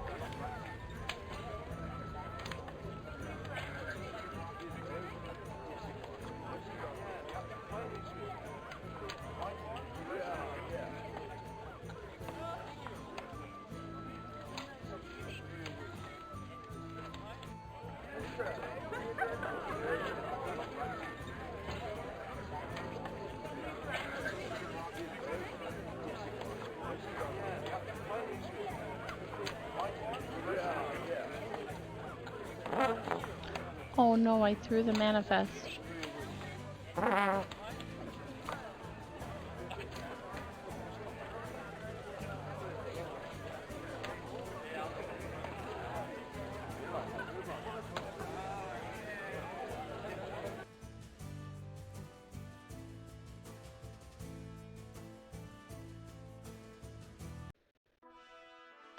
One, two, three. Oops. Hey!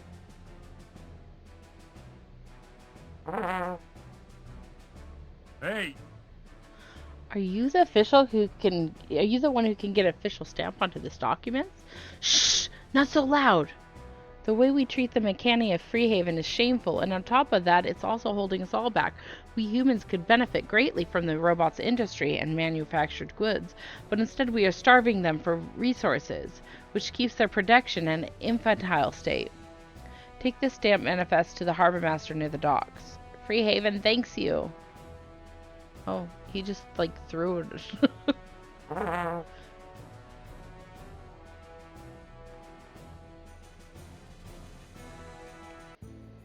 Okay, so now I have to figure out where the docks are.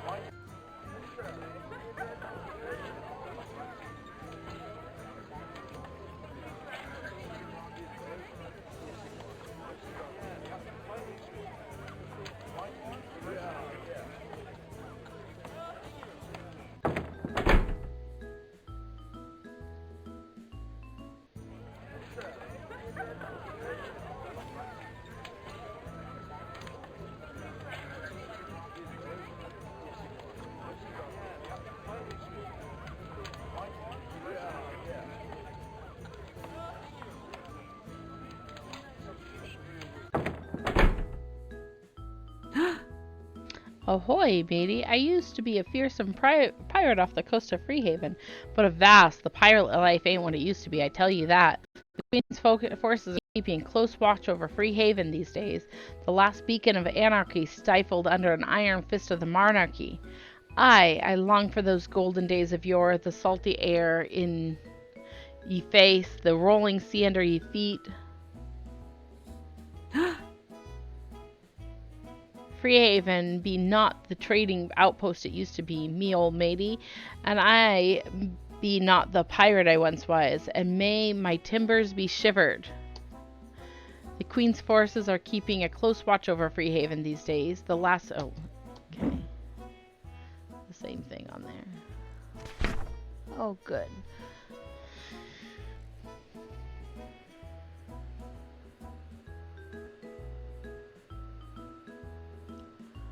I have a feeling it's going to have me go to the robot town next.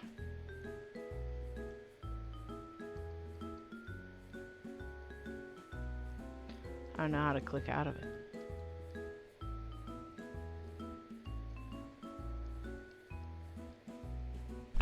Okay.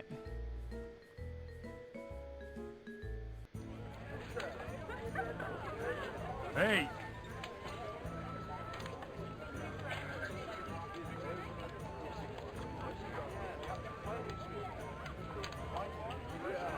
Hey!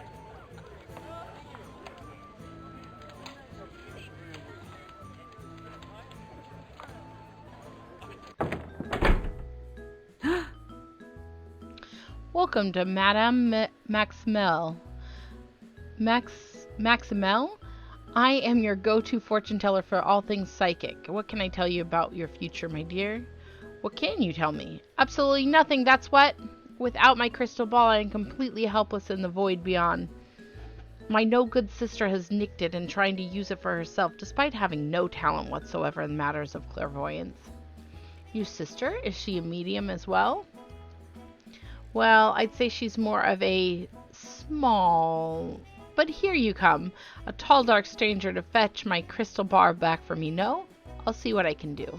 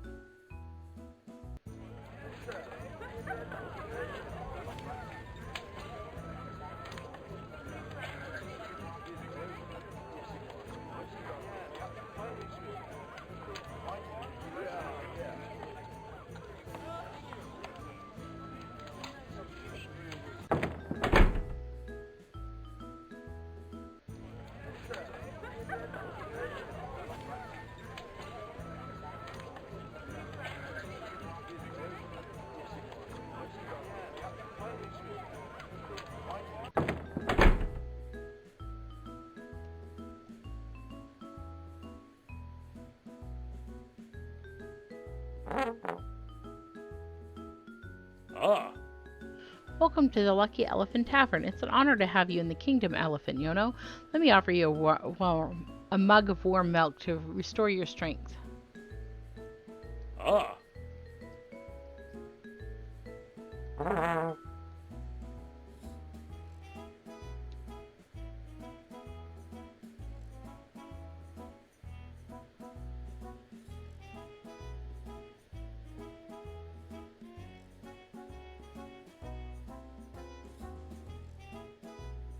Hey! Ha ha ha ha ha ho ho ho ho ho hi hi hi. Hee hee. Ha ha ha wah.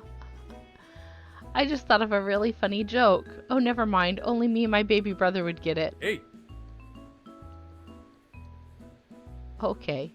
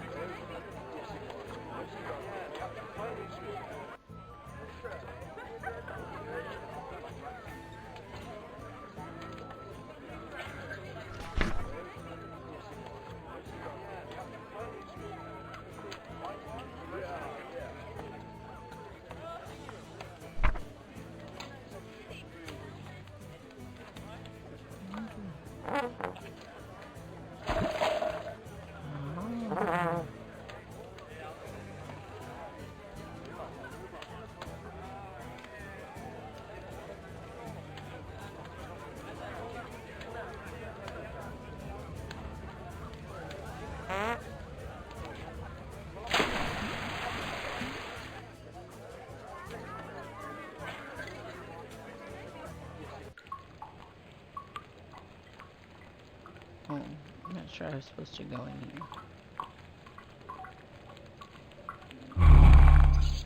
Hello, what are you doing down here?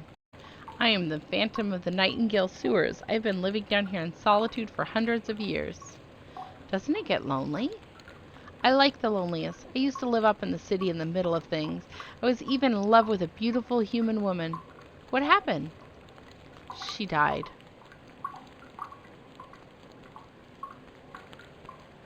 Oh no, a tragic death that forced you down into the sewers? No, she grew old and died peacefully of a high age.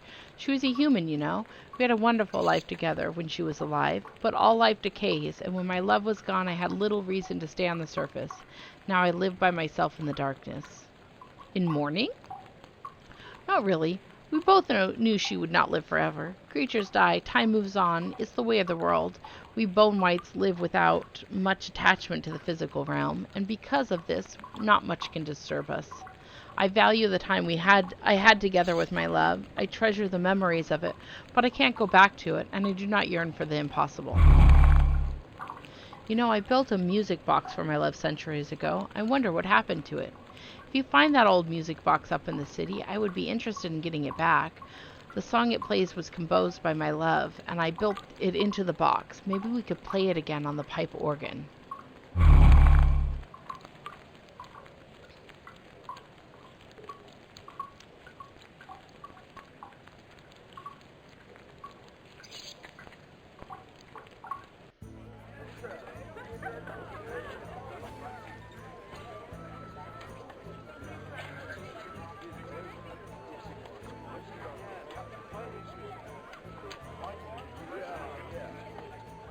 Hey!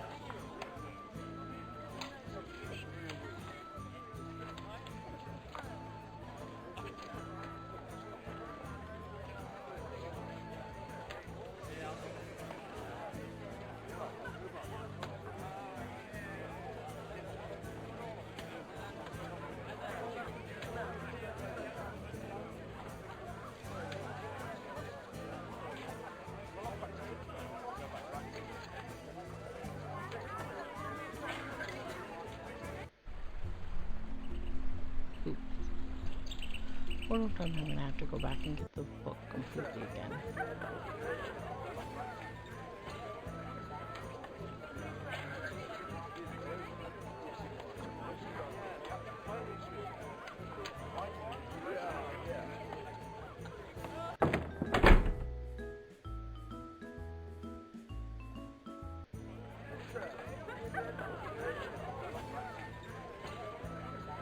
With the car?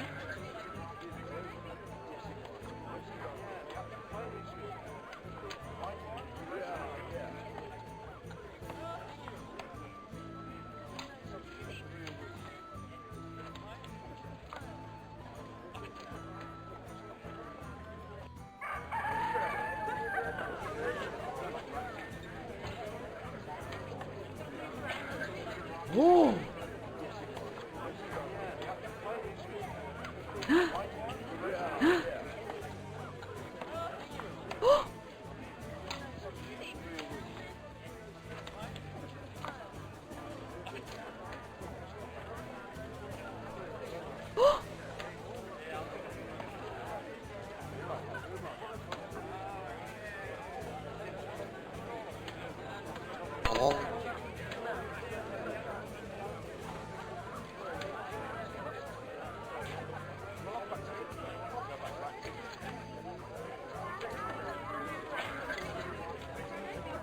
Ah.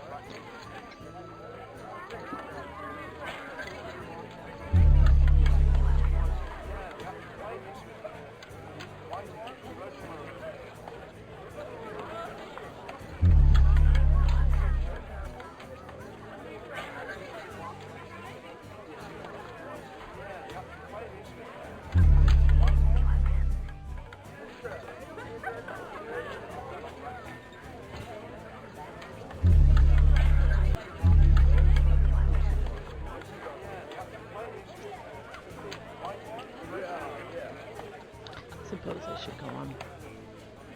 Ah.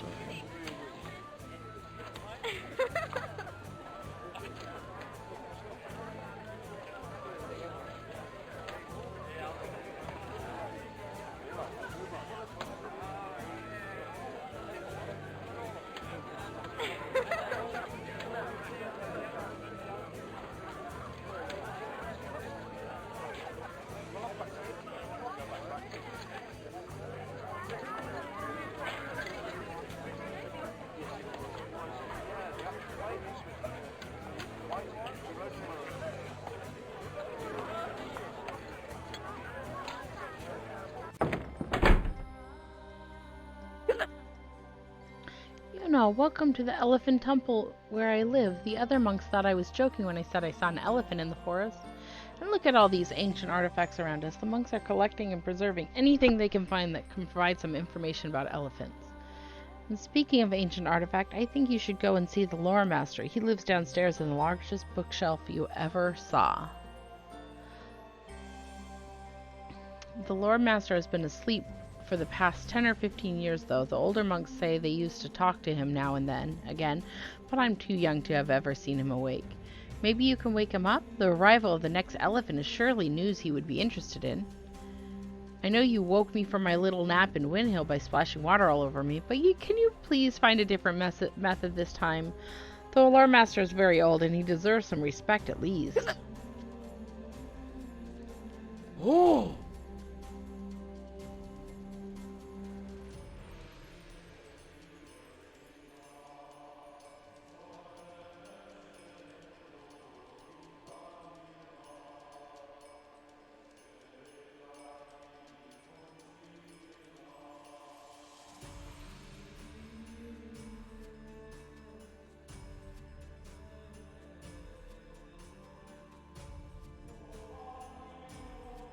Oh.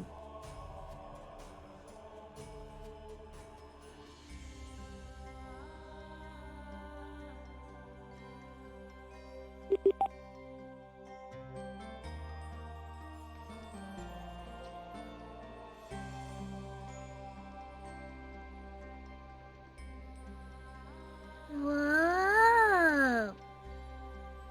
Whoa! Whoa!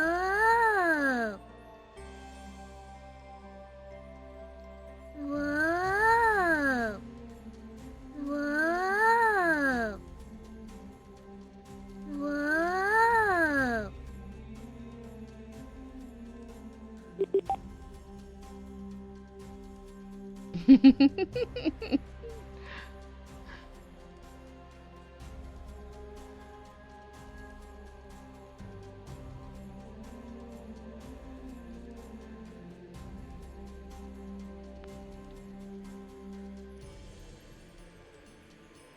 Oh, sorry. I mean, yeah, I'll go. Well, they're not puzzles.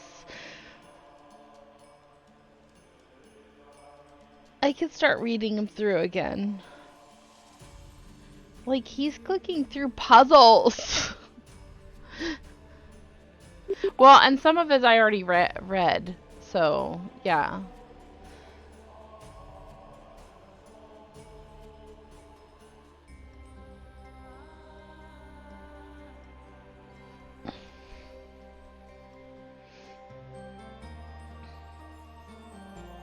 Like, I think it's just kind of just because it said towards the beginning that you need to talk to them multiple times to get different things. So some of the stuff doesn't seem like it's important at all. It's just them talking. But I'll be better.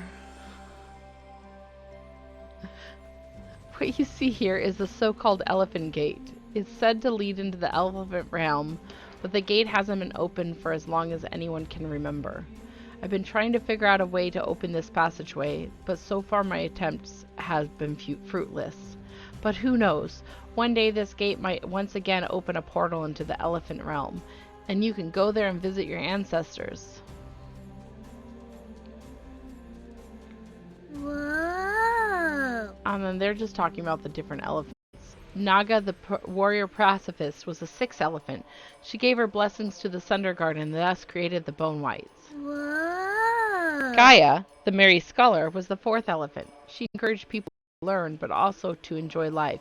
She liked to dance and do mathematics. Whoa. Ronan, the ignorant sage, was the third elephant. He was very wise, and people sought him out for advice. He called the ignorant. Whoa. Yeah, it's just the same. Oh. This is a statue of Rowan. He was the ignorant sage, and he is depicted to contemplating with his eyes closed, holding the planet Earth in his palm. Oh. The large stone block has a carved cave painting on it. It was found in the northern mountains. It's a painting of Agra, the All-Mother. She was the very first elephant, and she lived ago. We know almost nothing about her. Oh. This is a temple of the elephant order. It existed for almost 5,000 years. It is said founded by Vanya the evangelist, who traveled the world and collected sayings of the elephant. She became the first nun, and the order grew up around her. Oh. 6 elephants have come before you. They were Agra, Yen, Ronan, Gaia, Oma, and Naga. You, Yono, are the 7th. Oh. Young Ud is determined to learn everything there is about elephants. If the lore master downstairs ever retire, I'm sure she'll take his place. Oh. The elephant is a symbol of wisdom and knowledge, for as it walks through the jungle of ignorance, where clear vision is obscured by trees and leaves, by sheer power it breaks open a path of enlightenment for the rest of us to follow. Oh.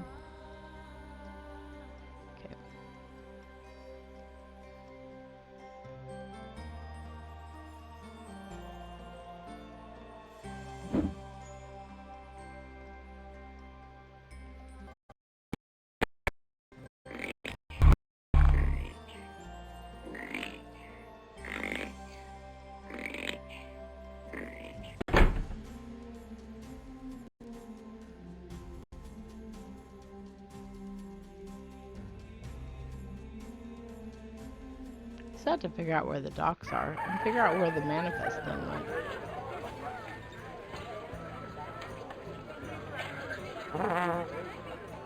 Could just throw a pot.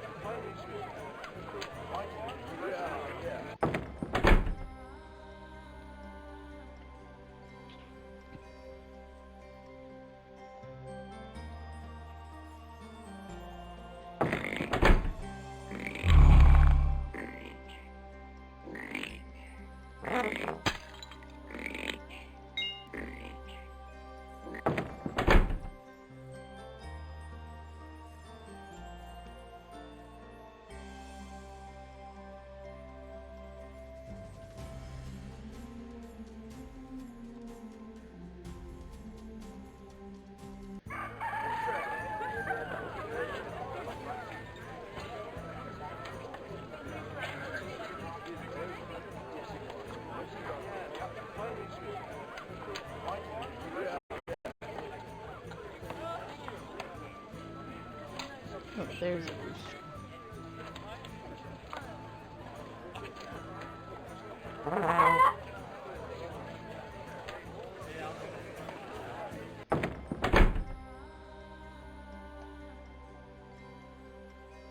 Yeah. See? Chicken, like any of the animals, you can only carry one thing at a time, but yeah.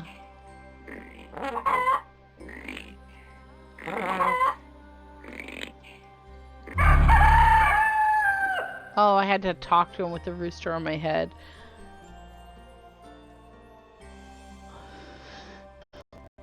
Yeah.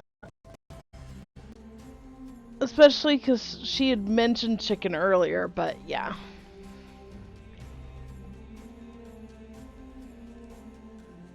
Welcome back to the land of the living. Oh, a new elephant. Suppose it's about time. It feels like only yesterday I said my farewells to Naga. You spoke to Naga? Was she another elephant like me? Oh, yes, she was, young one. The sixth, in fact, in a long line of noble elephants. That should make you the seventh. Naga left this world 1,000 years ago, and now the planets have once again aligned. A new millennium has begun, and here you are. Does that make you 1,000 years old? Yes, we bone rights do not age like humans. We do not get ill and we do not die. This is all because of Naga, who used her elephant magic to bless the soil of Sundergarden. We who festered in the ground rose from the dead and were granted life eternal. Many has arisen since, but I was one of the first to sprout from the earth, and I am old enough to have met Naga herself in person. I wish I could learn more about the deeds of past elephants. I feel like everyone else have such clear expectations of what I'm supposed to do. They seem to have a better understanding of what an elephant is than I do myself. Ha! You're in luck, young one. They don't call me the lore master for nothing, you know. You may think people above know all about elephants, but the truth is most stories and tales have been forgotten.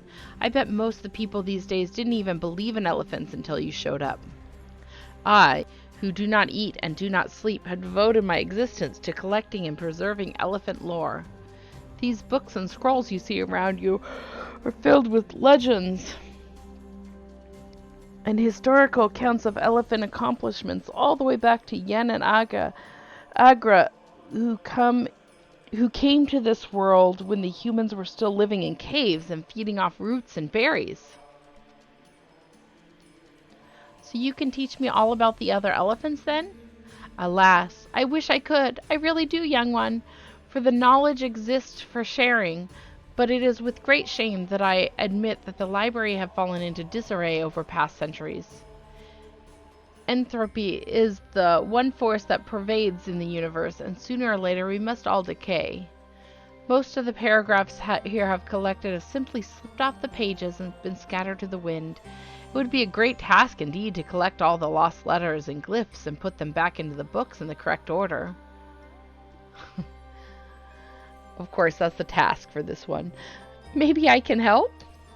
Yes, maybe you can. Through your journeys, you might happen upon lost letters haphazardly hidden in bushes and jars.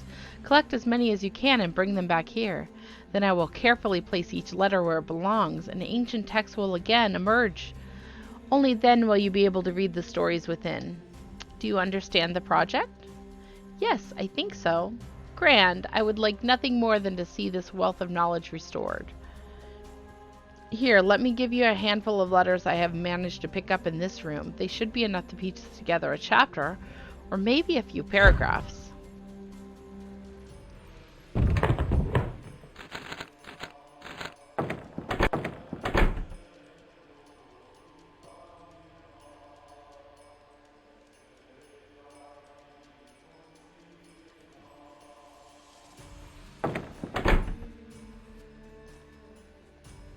So, do you talk to me again to do?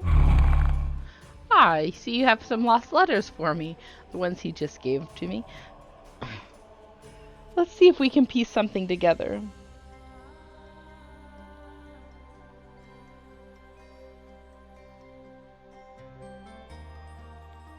Interesting. Oh, I have to choose which one to put together. Which one should I pick? Should I pick the one that was more recent, or should I pick the older?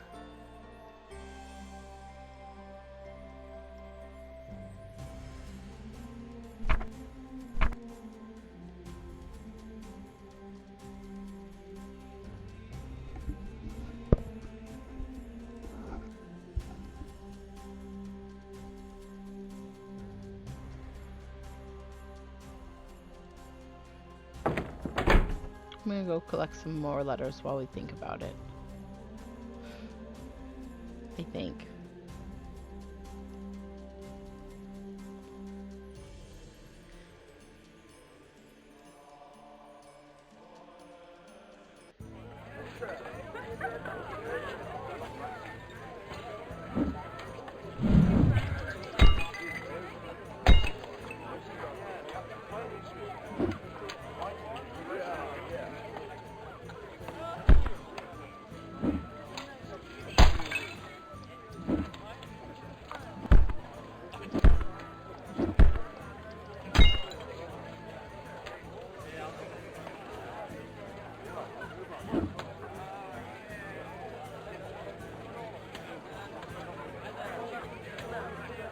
Oh.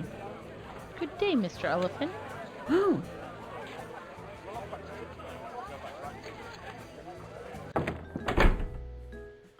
Oh, actually,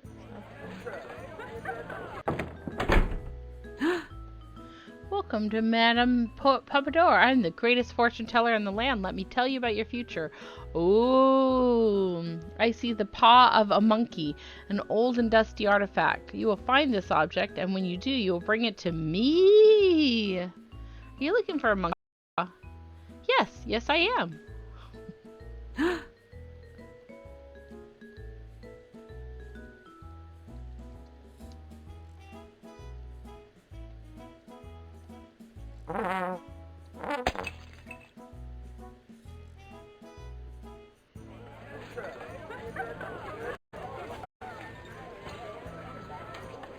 Oh. Mr. Swampy. Yes, I am the Pseudo-Warman. My name is Mr. Swampy. I am responsible for keeping the Nightingale sewers in proper working order. It's an important job, all right, but my real dream is to look for hidden treasure. I have been searching in the sewers throughout the years, but I would like to expand my hunt to the mountains, or perhaps the bottom of the seas. There should be a lot of treasure at the bottom of the sea, don't you think? Sadly, I lack the equipment to go find it. Oh.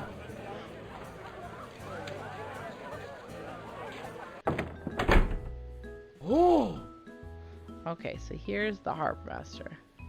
Welcome to the Nightingale City Docks. Do you have anything to declare? No, I'm just visiting. What do you have here? Nightingale City is engaged in lots of maritime trade, mostly with Freehaven and other port cities along the coast. This is the office where you present your ship's manifest and pay the tariff placed on the trade by the Queen. We import manufactured goods from robots in Freehaven, and the ships coming in from there pay large taxes to the Nightingale Kingdom, so that we humans benefit twice on every trade. Oh. Hey.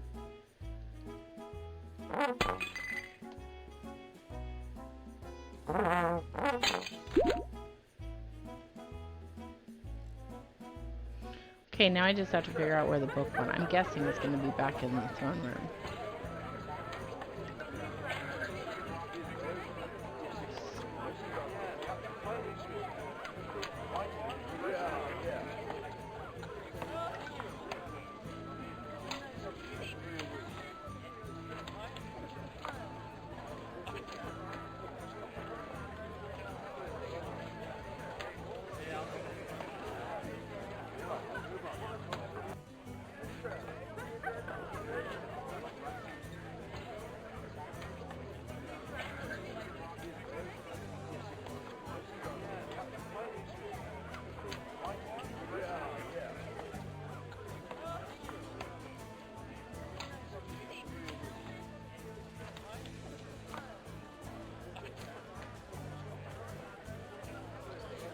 I haven't found their poor lost dog.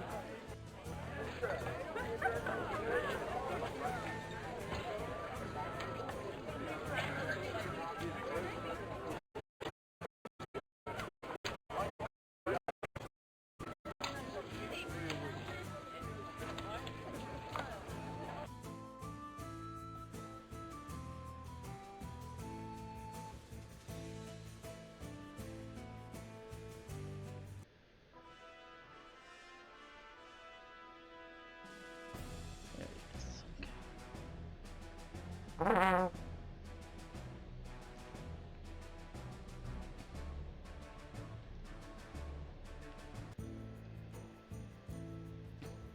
look, there's a turtle. I can pick up the turtles, too. Of course, I can't while I have this book on my head.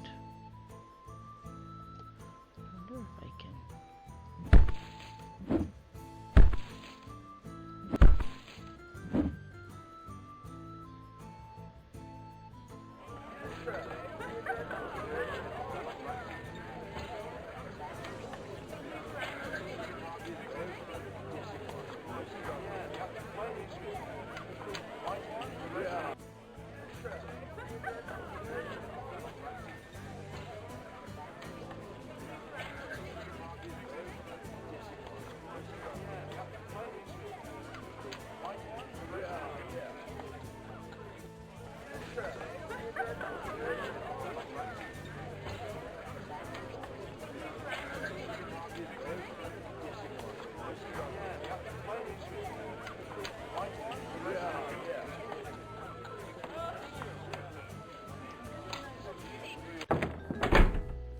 Oh! Welcome, Yono. Do you have anything to declare? I do, in fact. I'm delivering the manifest for a shipment coming from Freehaven. Perfect, and it already has the proper stamp, I see. Everything should be in order, then. Here's a coin for your trouble.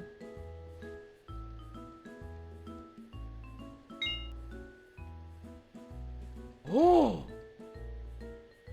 I've been leafing through the manifest you gave me. It does strike me as a bit odd. I could have sworn the ship looked like it was carrying a heavier load. But all the paperwork bears the correct stamps and seals, so I suppose everything is in order. Oh!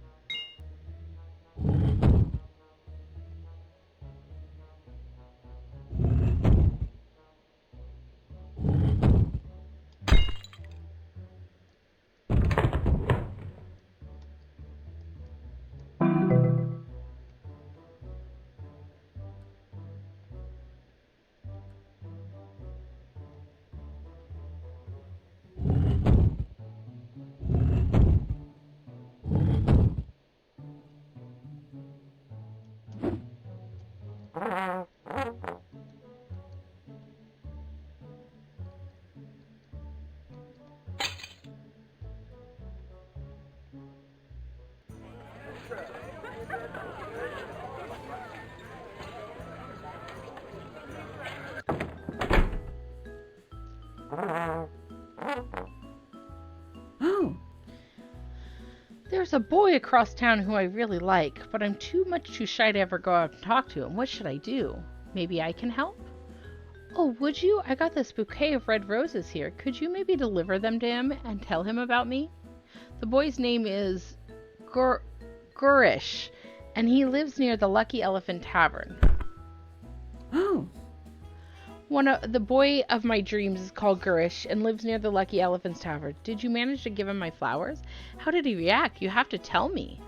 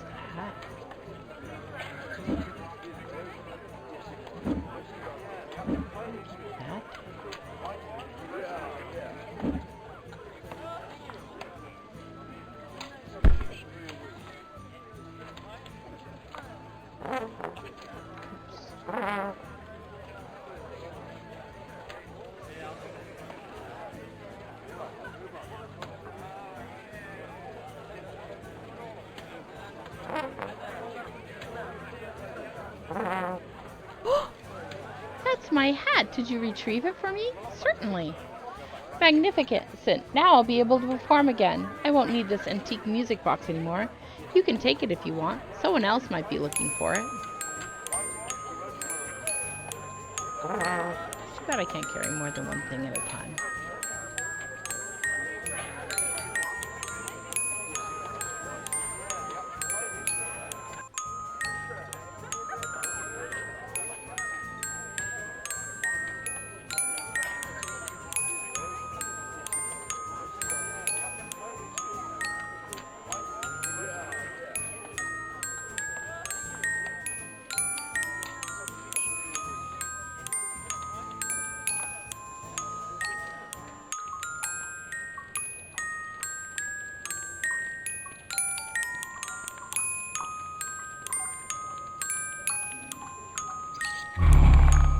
Oh, you found my old music box. I have not heard this melody in over a century.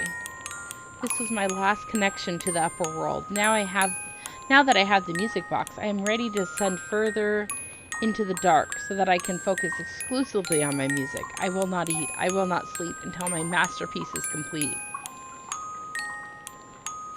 I will emerge again in a hundred years from now with the most sublime symphony the world has ever heard.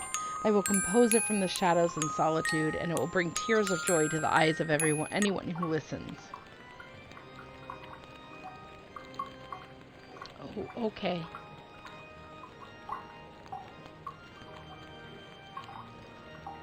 Bye.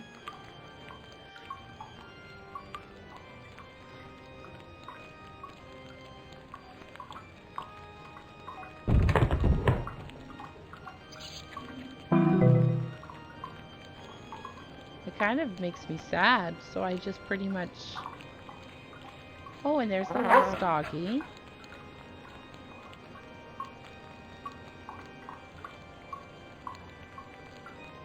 I pretty much just, like, confined him to the dark for over 100 years.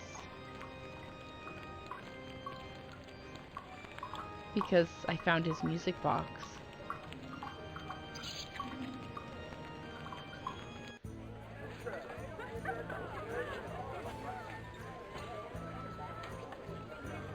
I finally found the kid's lost dog. I had to go back and get the flowers too.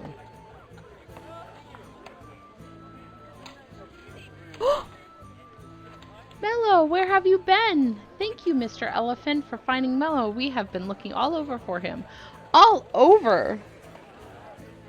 You can have this ship in a bottle as our thanks. We are going to give it to the old pirate that lives by the docks as a present. She misses the days when she was sailing the seas, and we thought this might cheer her up.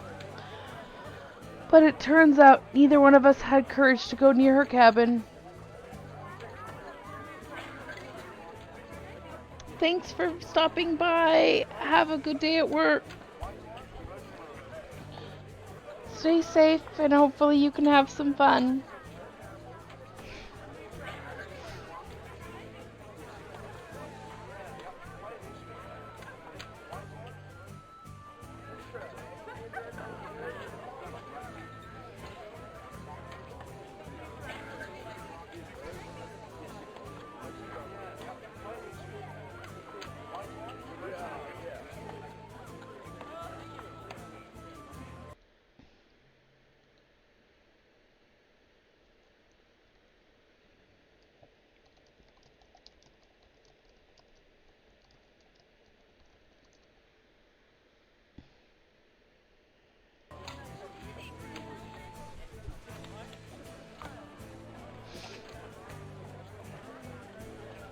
But it turns out neither one of us had the courage to go near her cabin.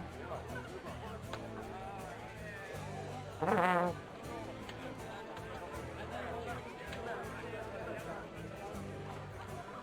sure she was down this way. This way? I think it was this way. Yeah. Oops. What have you got there, matey? Aye, a beautiful brig she be, although tiny. She reminds me of the old days when I would stroll up and down the deck of a ship like her. It's a present for you. You can keep it. Oh? Can I? I know not what to say. This be a wonderful gift, me old matey. I cannot sail the open seas no more, but me heart still belongs to the waves. I shall treasure this memento dearly. I want to give you a gift in return.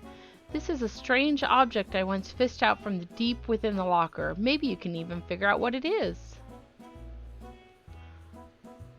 Oh, I know who this goes to. Uh-oh. She made me trapped. There we go.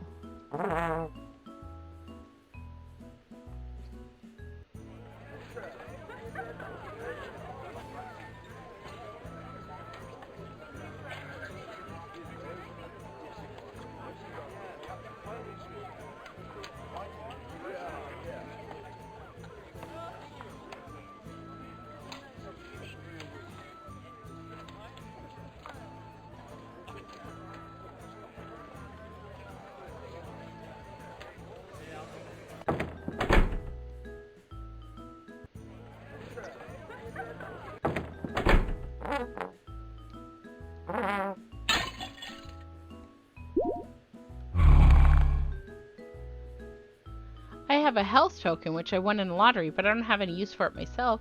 I know, why don't you take it? You can trade it in for the health token exchange service. Oh, well that's very nice of you.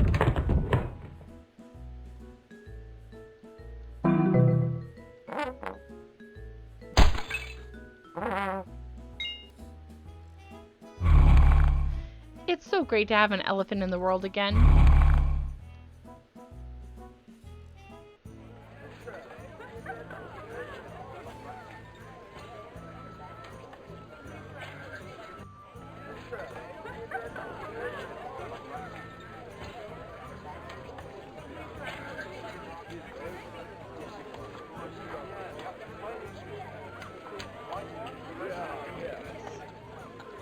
Oh!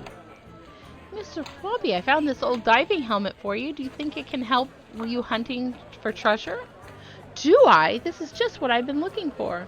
Looks like it was manufactured in Freehaven. Where did you find this? An old pirate gave it to me. Aha! Say no more. If this helmet had been in the hands of pirates, it's virtually guaranteed to help me find treasure. It has soaked up all the greed of the high seas. I'm surely blessed with supernatural treasure hunting properties. You can have the key to my old treasure vault in the down in the sewers. That's where I have collected all the trinkets I have found over the years. But I have no need for them anymore. Now I have this beauty. Onward to treasure. Where am I supposed to go to do that? Oh!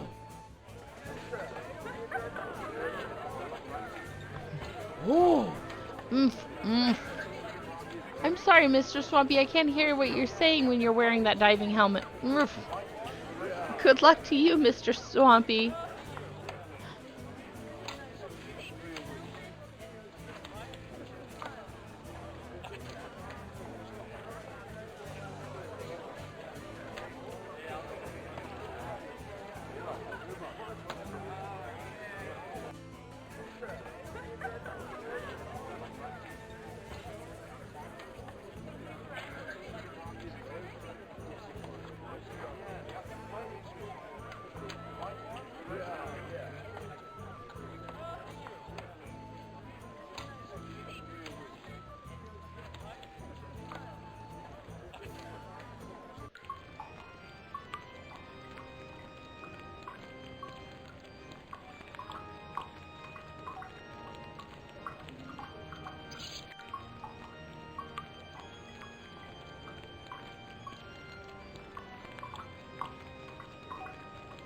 Okay.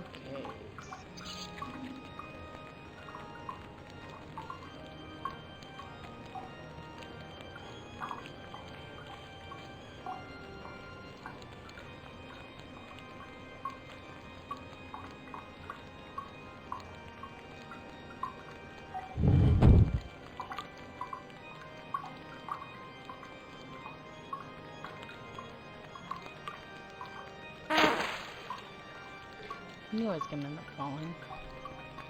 I'm gonna have to go all the way back to get the key, too.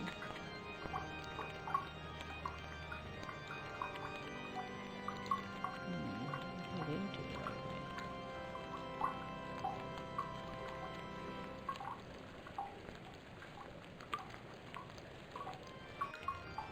I'm not gonna be able to push it forward.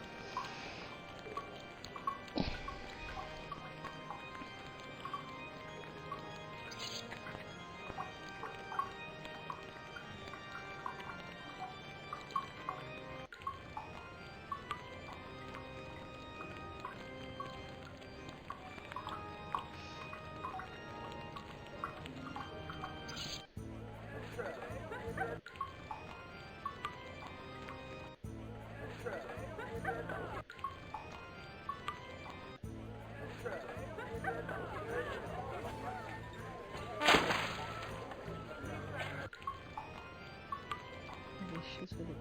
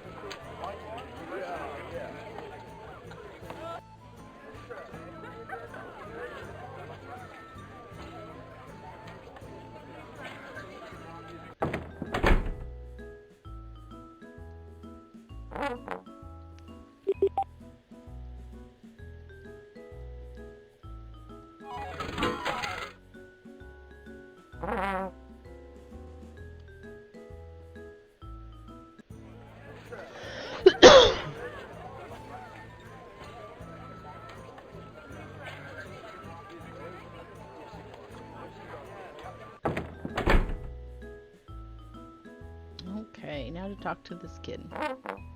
Oops. Without throwing the flowers. Oh, are these from Julie? I can't believe it. She has noticed me after all. My dad won't let me outside much, so I spend a lot of time writing poems for my unattainable Juliet. Will you deliver them to her for me as a response for the roses? There are quite a lot of them.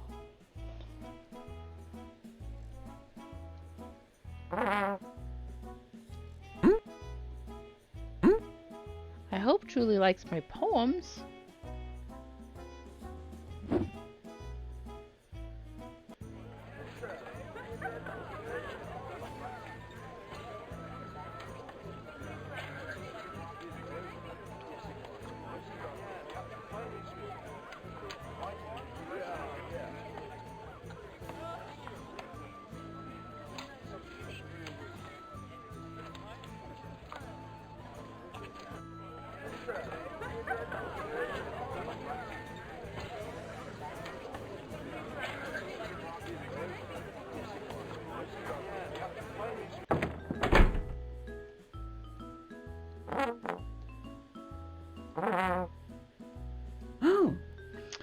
he responded, I can't believe it. My love is not unrequited after all.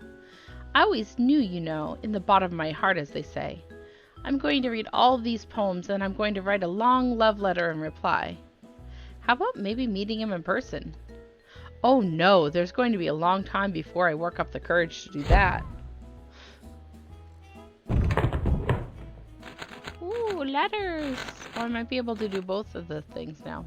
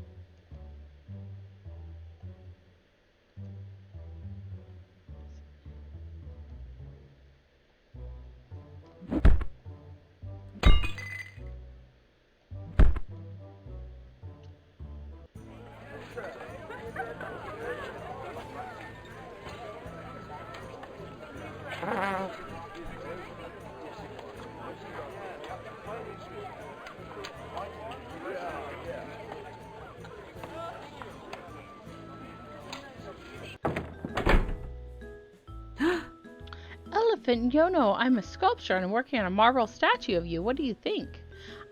It's an artistic representation. Keep up the good work.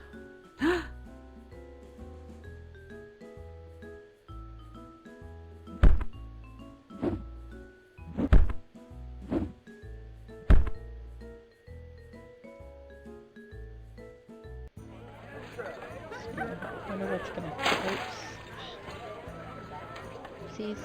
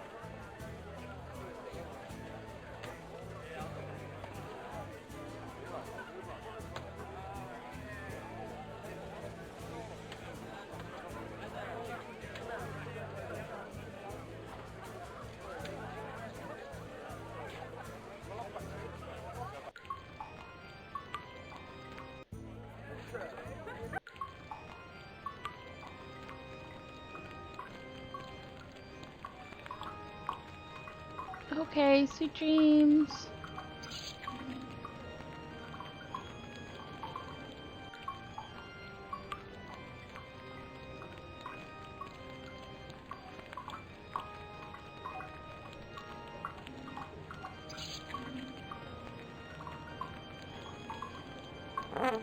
That's not what I meant to do at all.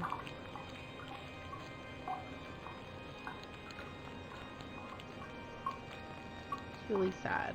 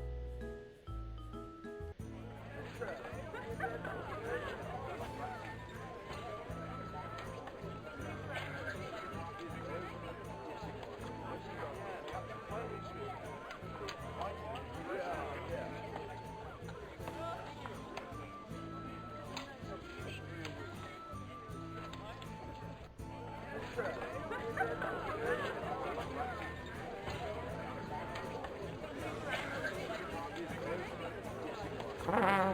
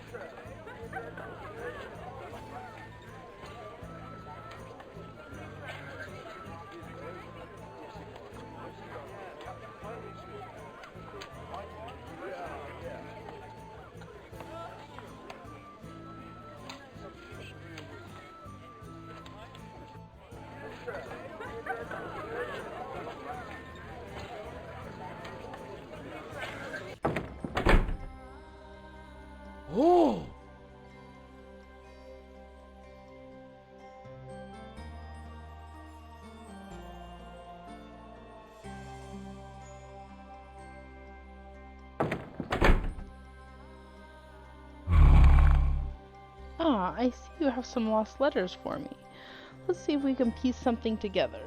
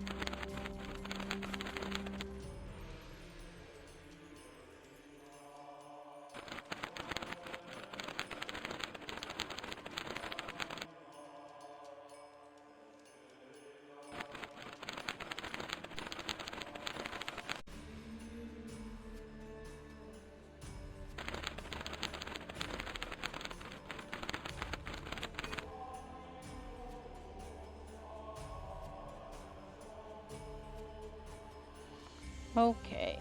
Naga and the Sunder Garden, page 1. This is the story of the fall of Xenaroth and the Zernogoth Empire.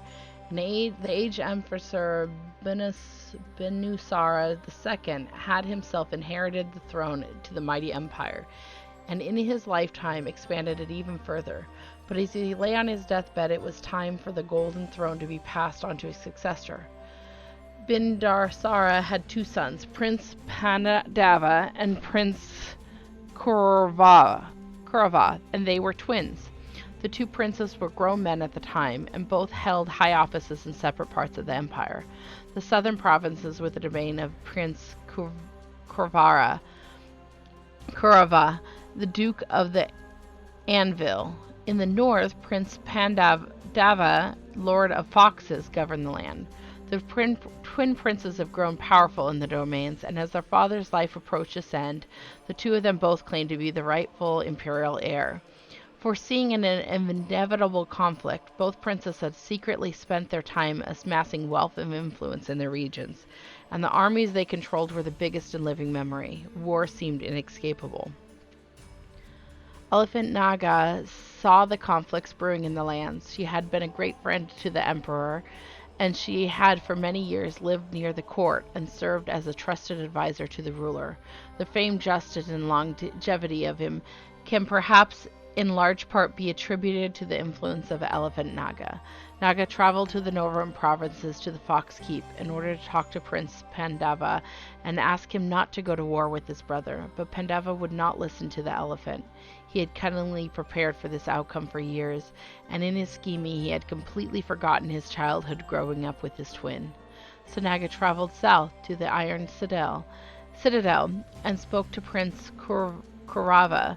She asked him to lay down his sword to make peace with his brother, but Kaurava's massive army was already clad in steel and marching towards the plains of Pali, where he would face down his own brother once and for all. The armies of the Anvil and the armies of the Fox stood ready to do battle. Elephant Naga began to run towards the plains of Pali, where the battle was to commence. She ran fast as the wind and the thunder, but she was too late. The battle of the twin generals, the greatest battle in recorded history, had already started. Brother, kin fought kin. The devastation was total.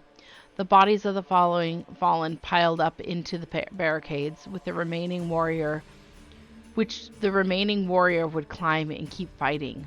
The ground was no longer visible under a layer of corpses. General Kaurava and General Pandava met face to face in battle, the Duke of the Anvil against the Lord of the Foxes. The 2 twins were so equal in strength and skill that when Kaurava thrust his lance, so did Pandava, and the generals pierced each other's armor in the same breath.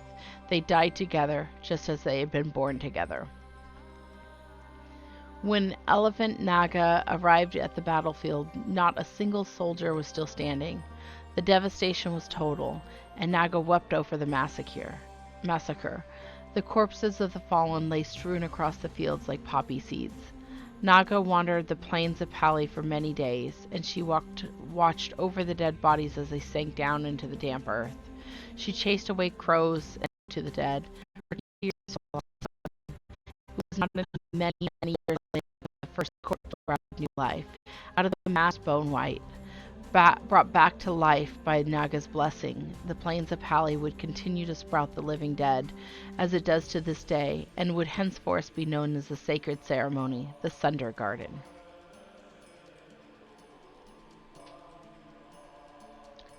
Oma and the Wave. Once upon a time there was an elephant whose name was Oma. Oma was a bit shy, and he preferred to stay to himself. The elephant Oma built for himself a very high tower, on top of which he could sit and watch the sea and land and the sky. The people of the villages around Oma's tower would bring fruit and pleasant incense to the elephant and ask him questions about the weather and what else he could spy from so high. But Oma would rarely reply. He enjoyed his solitude, and he didn't want the villagers to come and bother him all the time. In time, the villagers stopped visiting, and Oma was happy. One day, when Elephant Oma sat atop his tower, he felt a change in the wind and a shiver in the earth. He looked out to the open sea and saw on the horizon white foam of an enormous wave. Oma knew that the wave would flood the land, and he hurriedly climbed down from his tower to warn the people of the villages. The giant wave was coming, and it would destroy all the houses and all the farms. Oma told the villagers about the approaching wave, but they did not believe in. The villagers did not understand why the elephant, who hardly ever would give them news, suddenly wanted them all to listen. Besides, the wave on the horizon was not visible from the ground yet, and Oma alone had been able to see it from the tower. His warnings were all ignored. Oma realized that even if all the people started moving up the hills to safety, they would not be able to get far enough before the wave hit. Oma understood he had to do something. Elephant Oma walked down to the coastline and saw the wave approaching. He took a deep, deep breath and gathered all his massive strength. And Oma swung his mighty trunk. He stomped the ground so hard, and his great shuffle, very mountains began to crumble and move. The chain of mountains crawled down into the sea, and the sea floor began to rise. A whole new landmass began to form in the sea. The crescent moon-shaped tongue of land stretched as a wall around the shores where the villagers lived, shielding them from harm. So when the giant wave finally rolled in, it was broken up by the rocky cliffs of Oma's new peninsula. The people of the villages were saved. And story to be continued. Because, yeah. I have to collect more letters.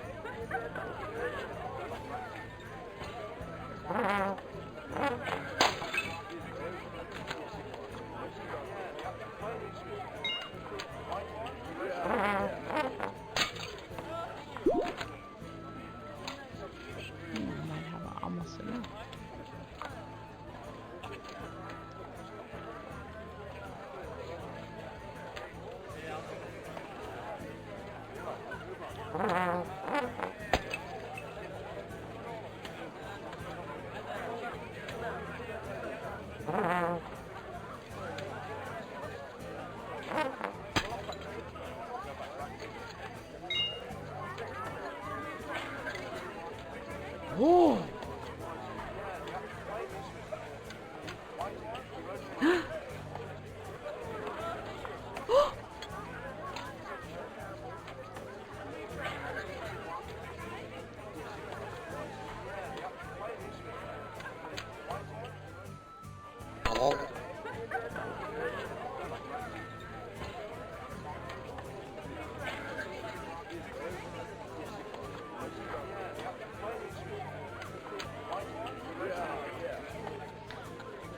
Hi, Jenna.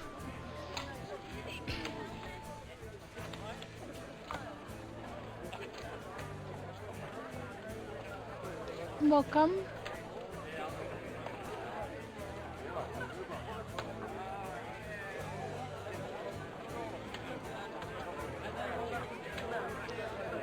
How was your day so far?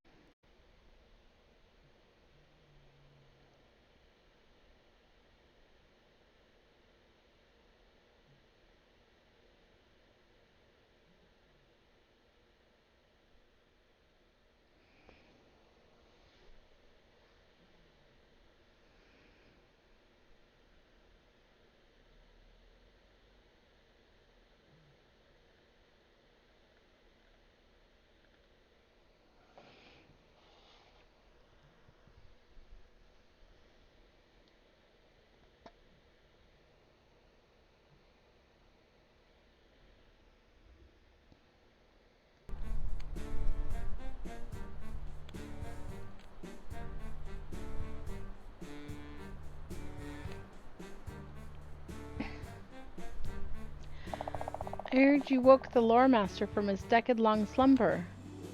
Between him and poor Kai, they should call you Yono the Awakener. Anyways, this is the Troll Moss Forest, and on the other side of it lies the Sunder Garden, home of the living dead. We should totally go there so you can see for yourself what Naga's elephant magic could accomplish. Don't worry too much if you left stuff behind in Nightingale. We can return whenever you want. The city won't go anywhere.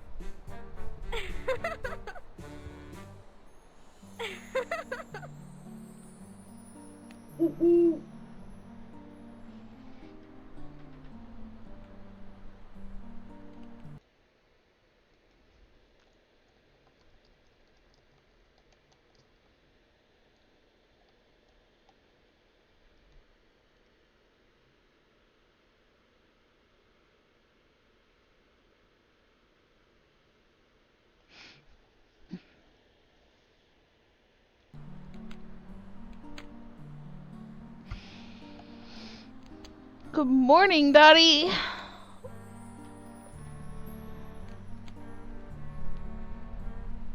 Well, I mean, technically it's not morning anymore, but you did just wake up. Yeah, you look like a celestial elephant that's got cosmic skin.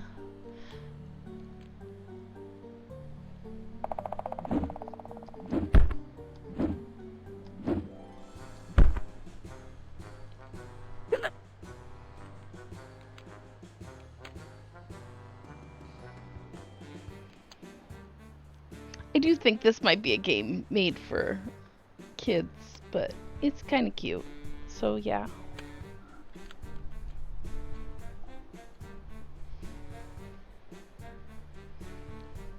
Hi, Yono. It seems we are traveling to the sacred cemetery. Do you guys mind if I come along? Please don't say no. It's my duty as a monk to guide you and teach you about this world. I would be honored to have you by my side, Kai.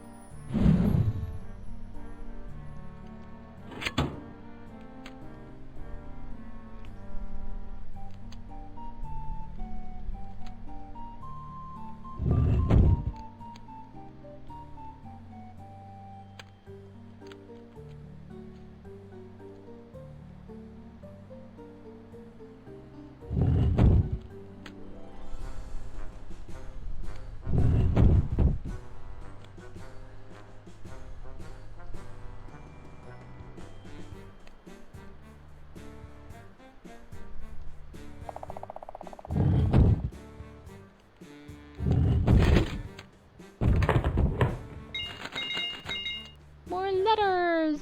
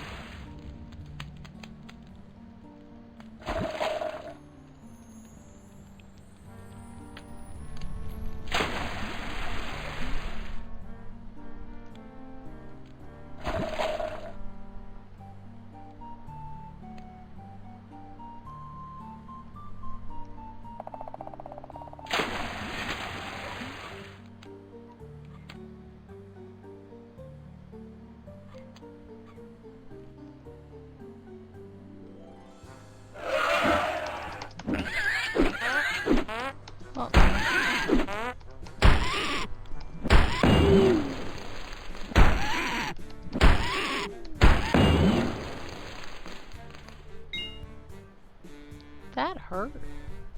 Oh, there's a letter.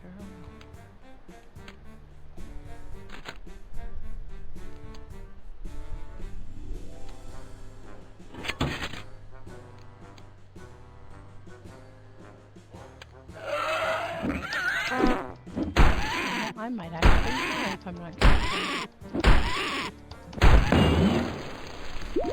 Oh, good health. Who what?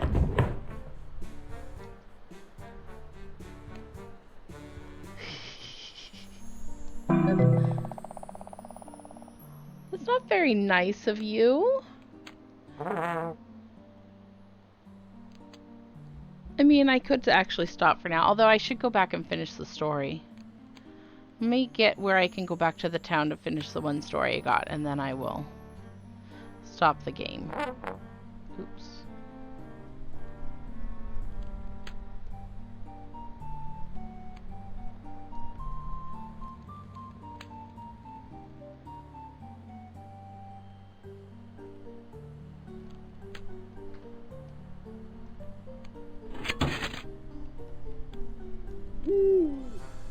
All of my games are cute looking games, honestly.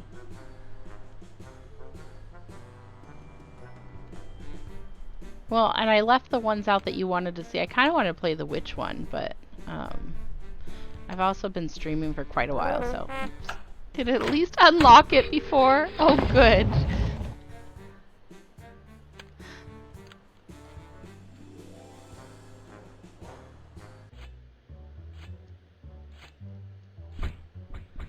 Spitting Snokes. Okay. Venison cousin to the common snoke. It makes its nest inside the wall so it can spit poison long distances. Okay, that's lovely. I love that so much.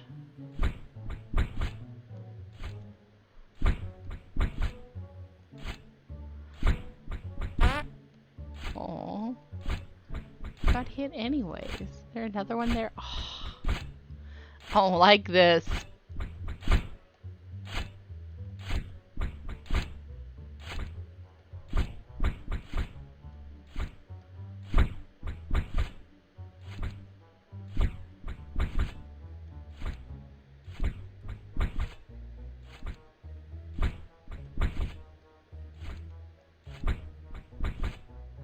Oh,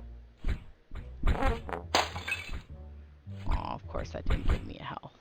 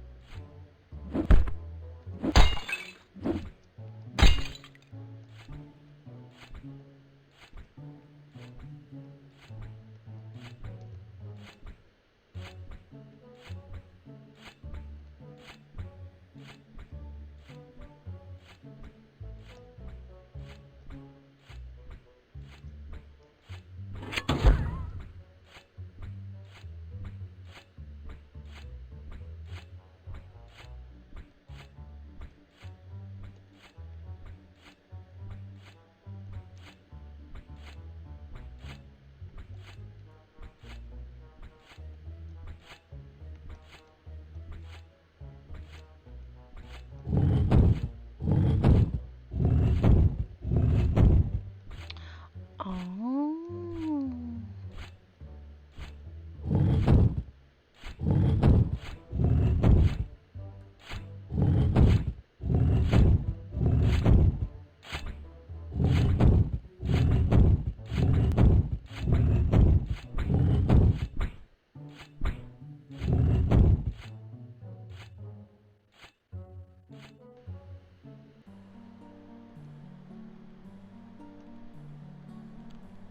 Doing good. How about you? How was your sleeps?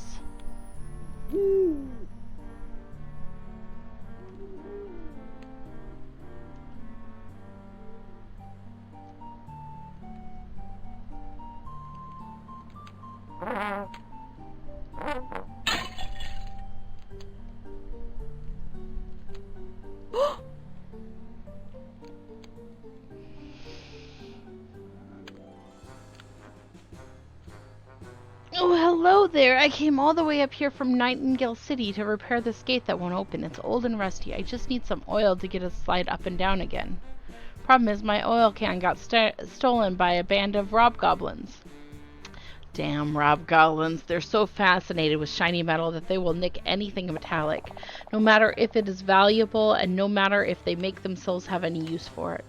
Till I find my stolen oil can, I won't be able to fix this gate.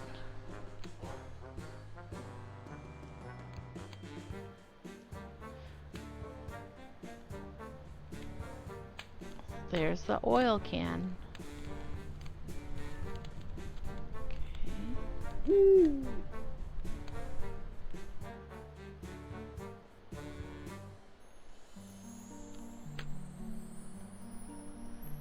Get in there.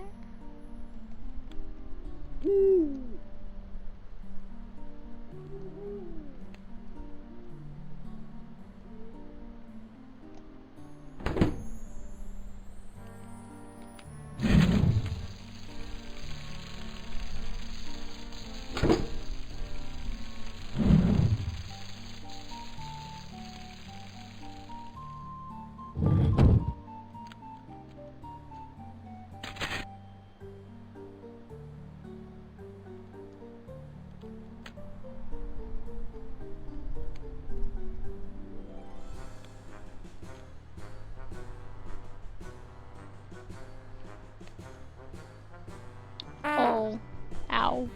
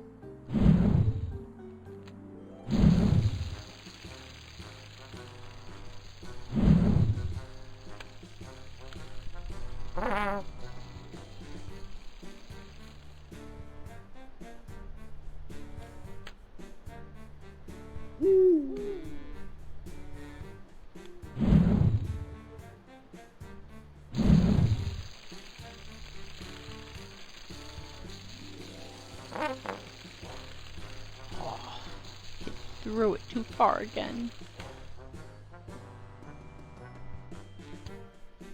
Oops. That's what I get for trying to take a shortcut.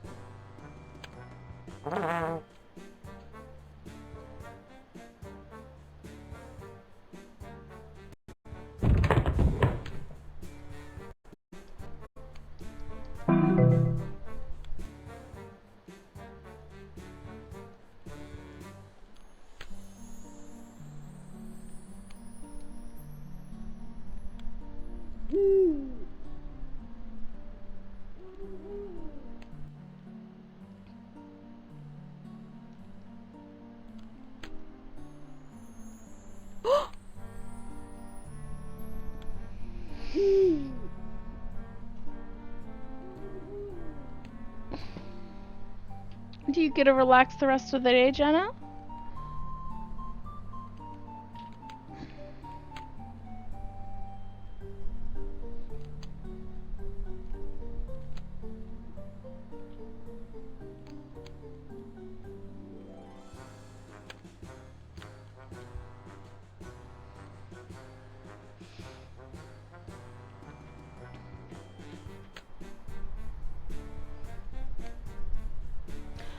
Oh, you found my can of oil. Perfect. I hope you didn't have too much trouble getting it back from the Hobgoblins. Now let's see if we can get this gate back into working order. I'm heading back to the city now that the gate is repaired. There are a lot of Hobgoblins sulking around in Troll Moss Forest, so watch your step.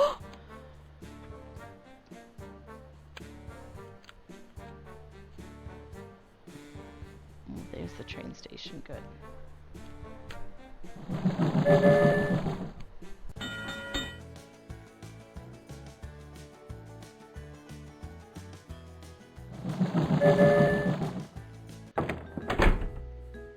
Okay, I can finish the story now. And then I think I might call it.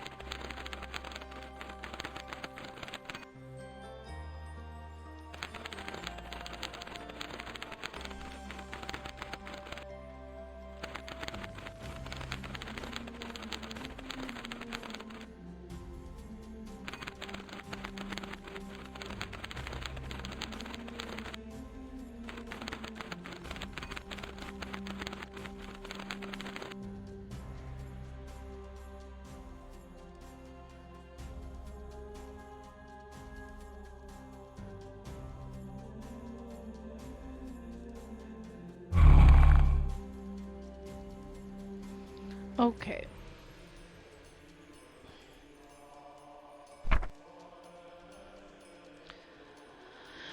Once upon a time, there was an elephant whose name was Oma. Oma was a bit shy, and he preferred to stay to himself. The elephant Oma built for himself a very high tower, on top of which he could sit and watch the sea and the land and the sky. The people of the villages around Oma's tower would bring fruit and pleasant incense to the elephant, and ask him questions about the weather and what he could spy from so high. But Oma would rarely reply. He enjoyed his solitude, and he didn't want the villagers to come and bother him all the time.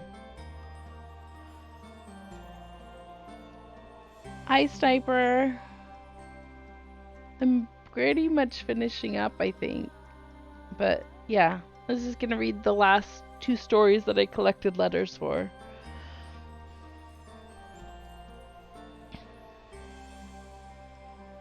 But welcome in. I'm glad you could join for at least a little bit.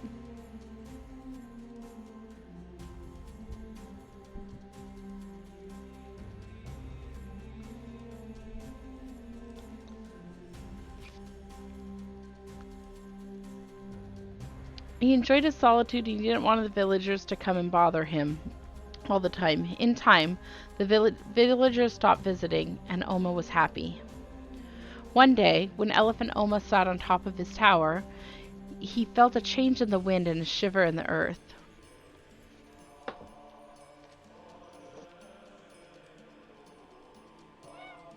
Oh?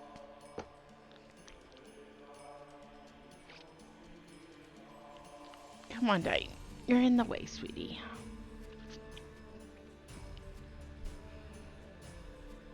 He looked out into the open sea and saw on the horizon the white foam of an enormous wave.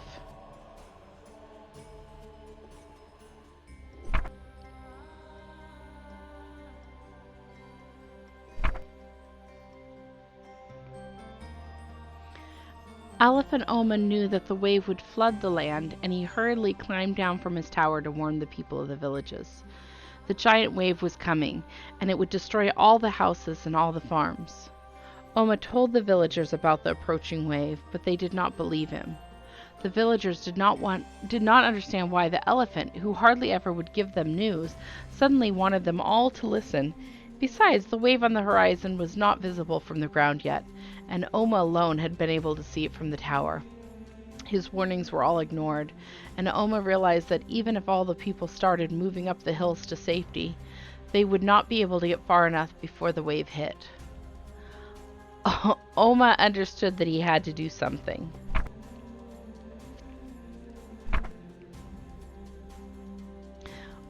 Elephant Oma walked down to the coastline and saw the wave approaching. He took a deep, deep breath and gathered all his massive strength. And Oma swung his mighty trunk and he stomped the ground so hard, and in this great shuffle, the very mountains began to crumble and move. The chain of mountains crawled down to the sea, and the seafloor began to rise. A whole new landmass began to form in the sea. The crescent moon-shaped tongue of land stretched as a wall along the shores where the villagers lived, shielding them from harm. And so when the giant wave finally rolled in, it was broken up by the rocky cliffs of Oma's new peninsula. The people of the villages were saved. That night, the people of the villages gathered in splendid celebration. They had all seen the wave crash against the blockade Elephant Oma had created. The village elders apologized to Oma for not having believed in him, and Oma decided to build a ladder up to the top of his tower so the people could visit him from time to time. He only built a very narrow ladder, however, so only children would be small enough to climb it up and down. Oma didn't want to be bothered by the affairs and worries of grown-ups, and from that day the children of the villages would run back and forth bringing messages between the people and the old elephant. The land tongue Oma created exists even to this day.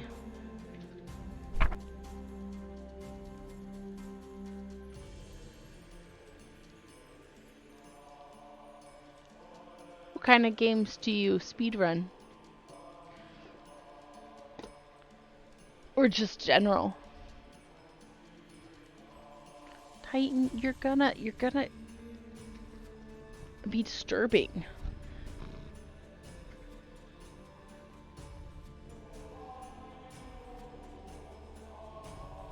Ouch. Gaia's Sonnet, the first quatrain. Come walk with me and gaze upon the stars, spoke Gaia, with her tusk of ivory right. The principles below this world of ours are clear as day as soon as comes the night.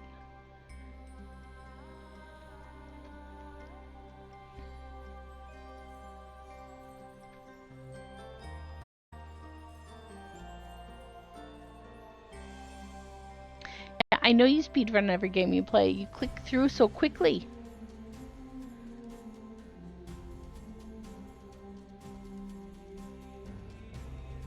Are there any games you want to try to speedrun? Ow.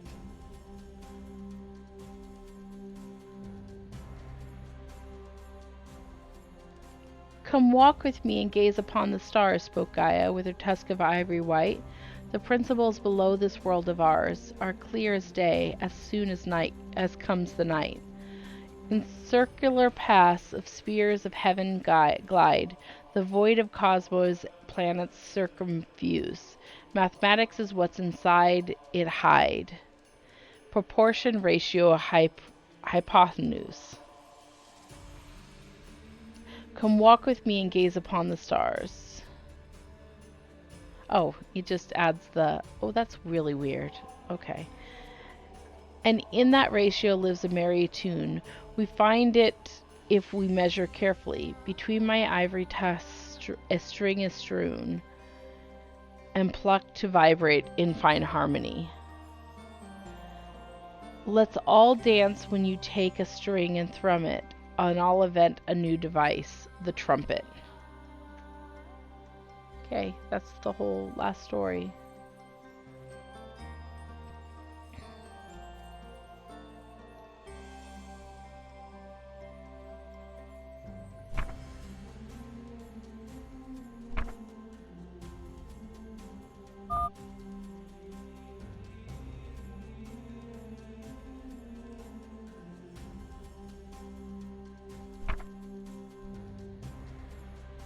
What was scary?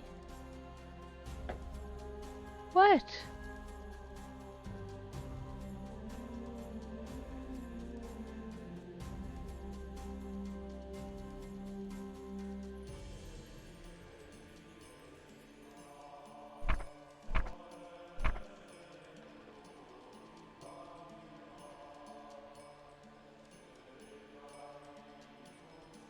What?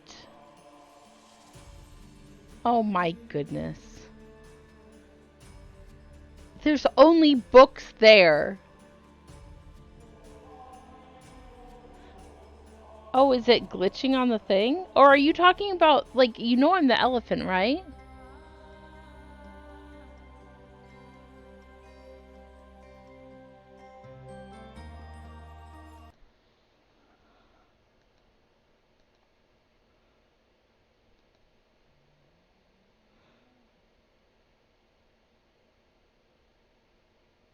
Okay.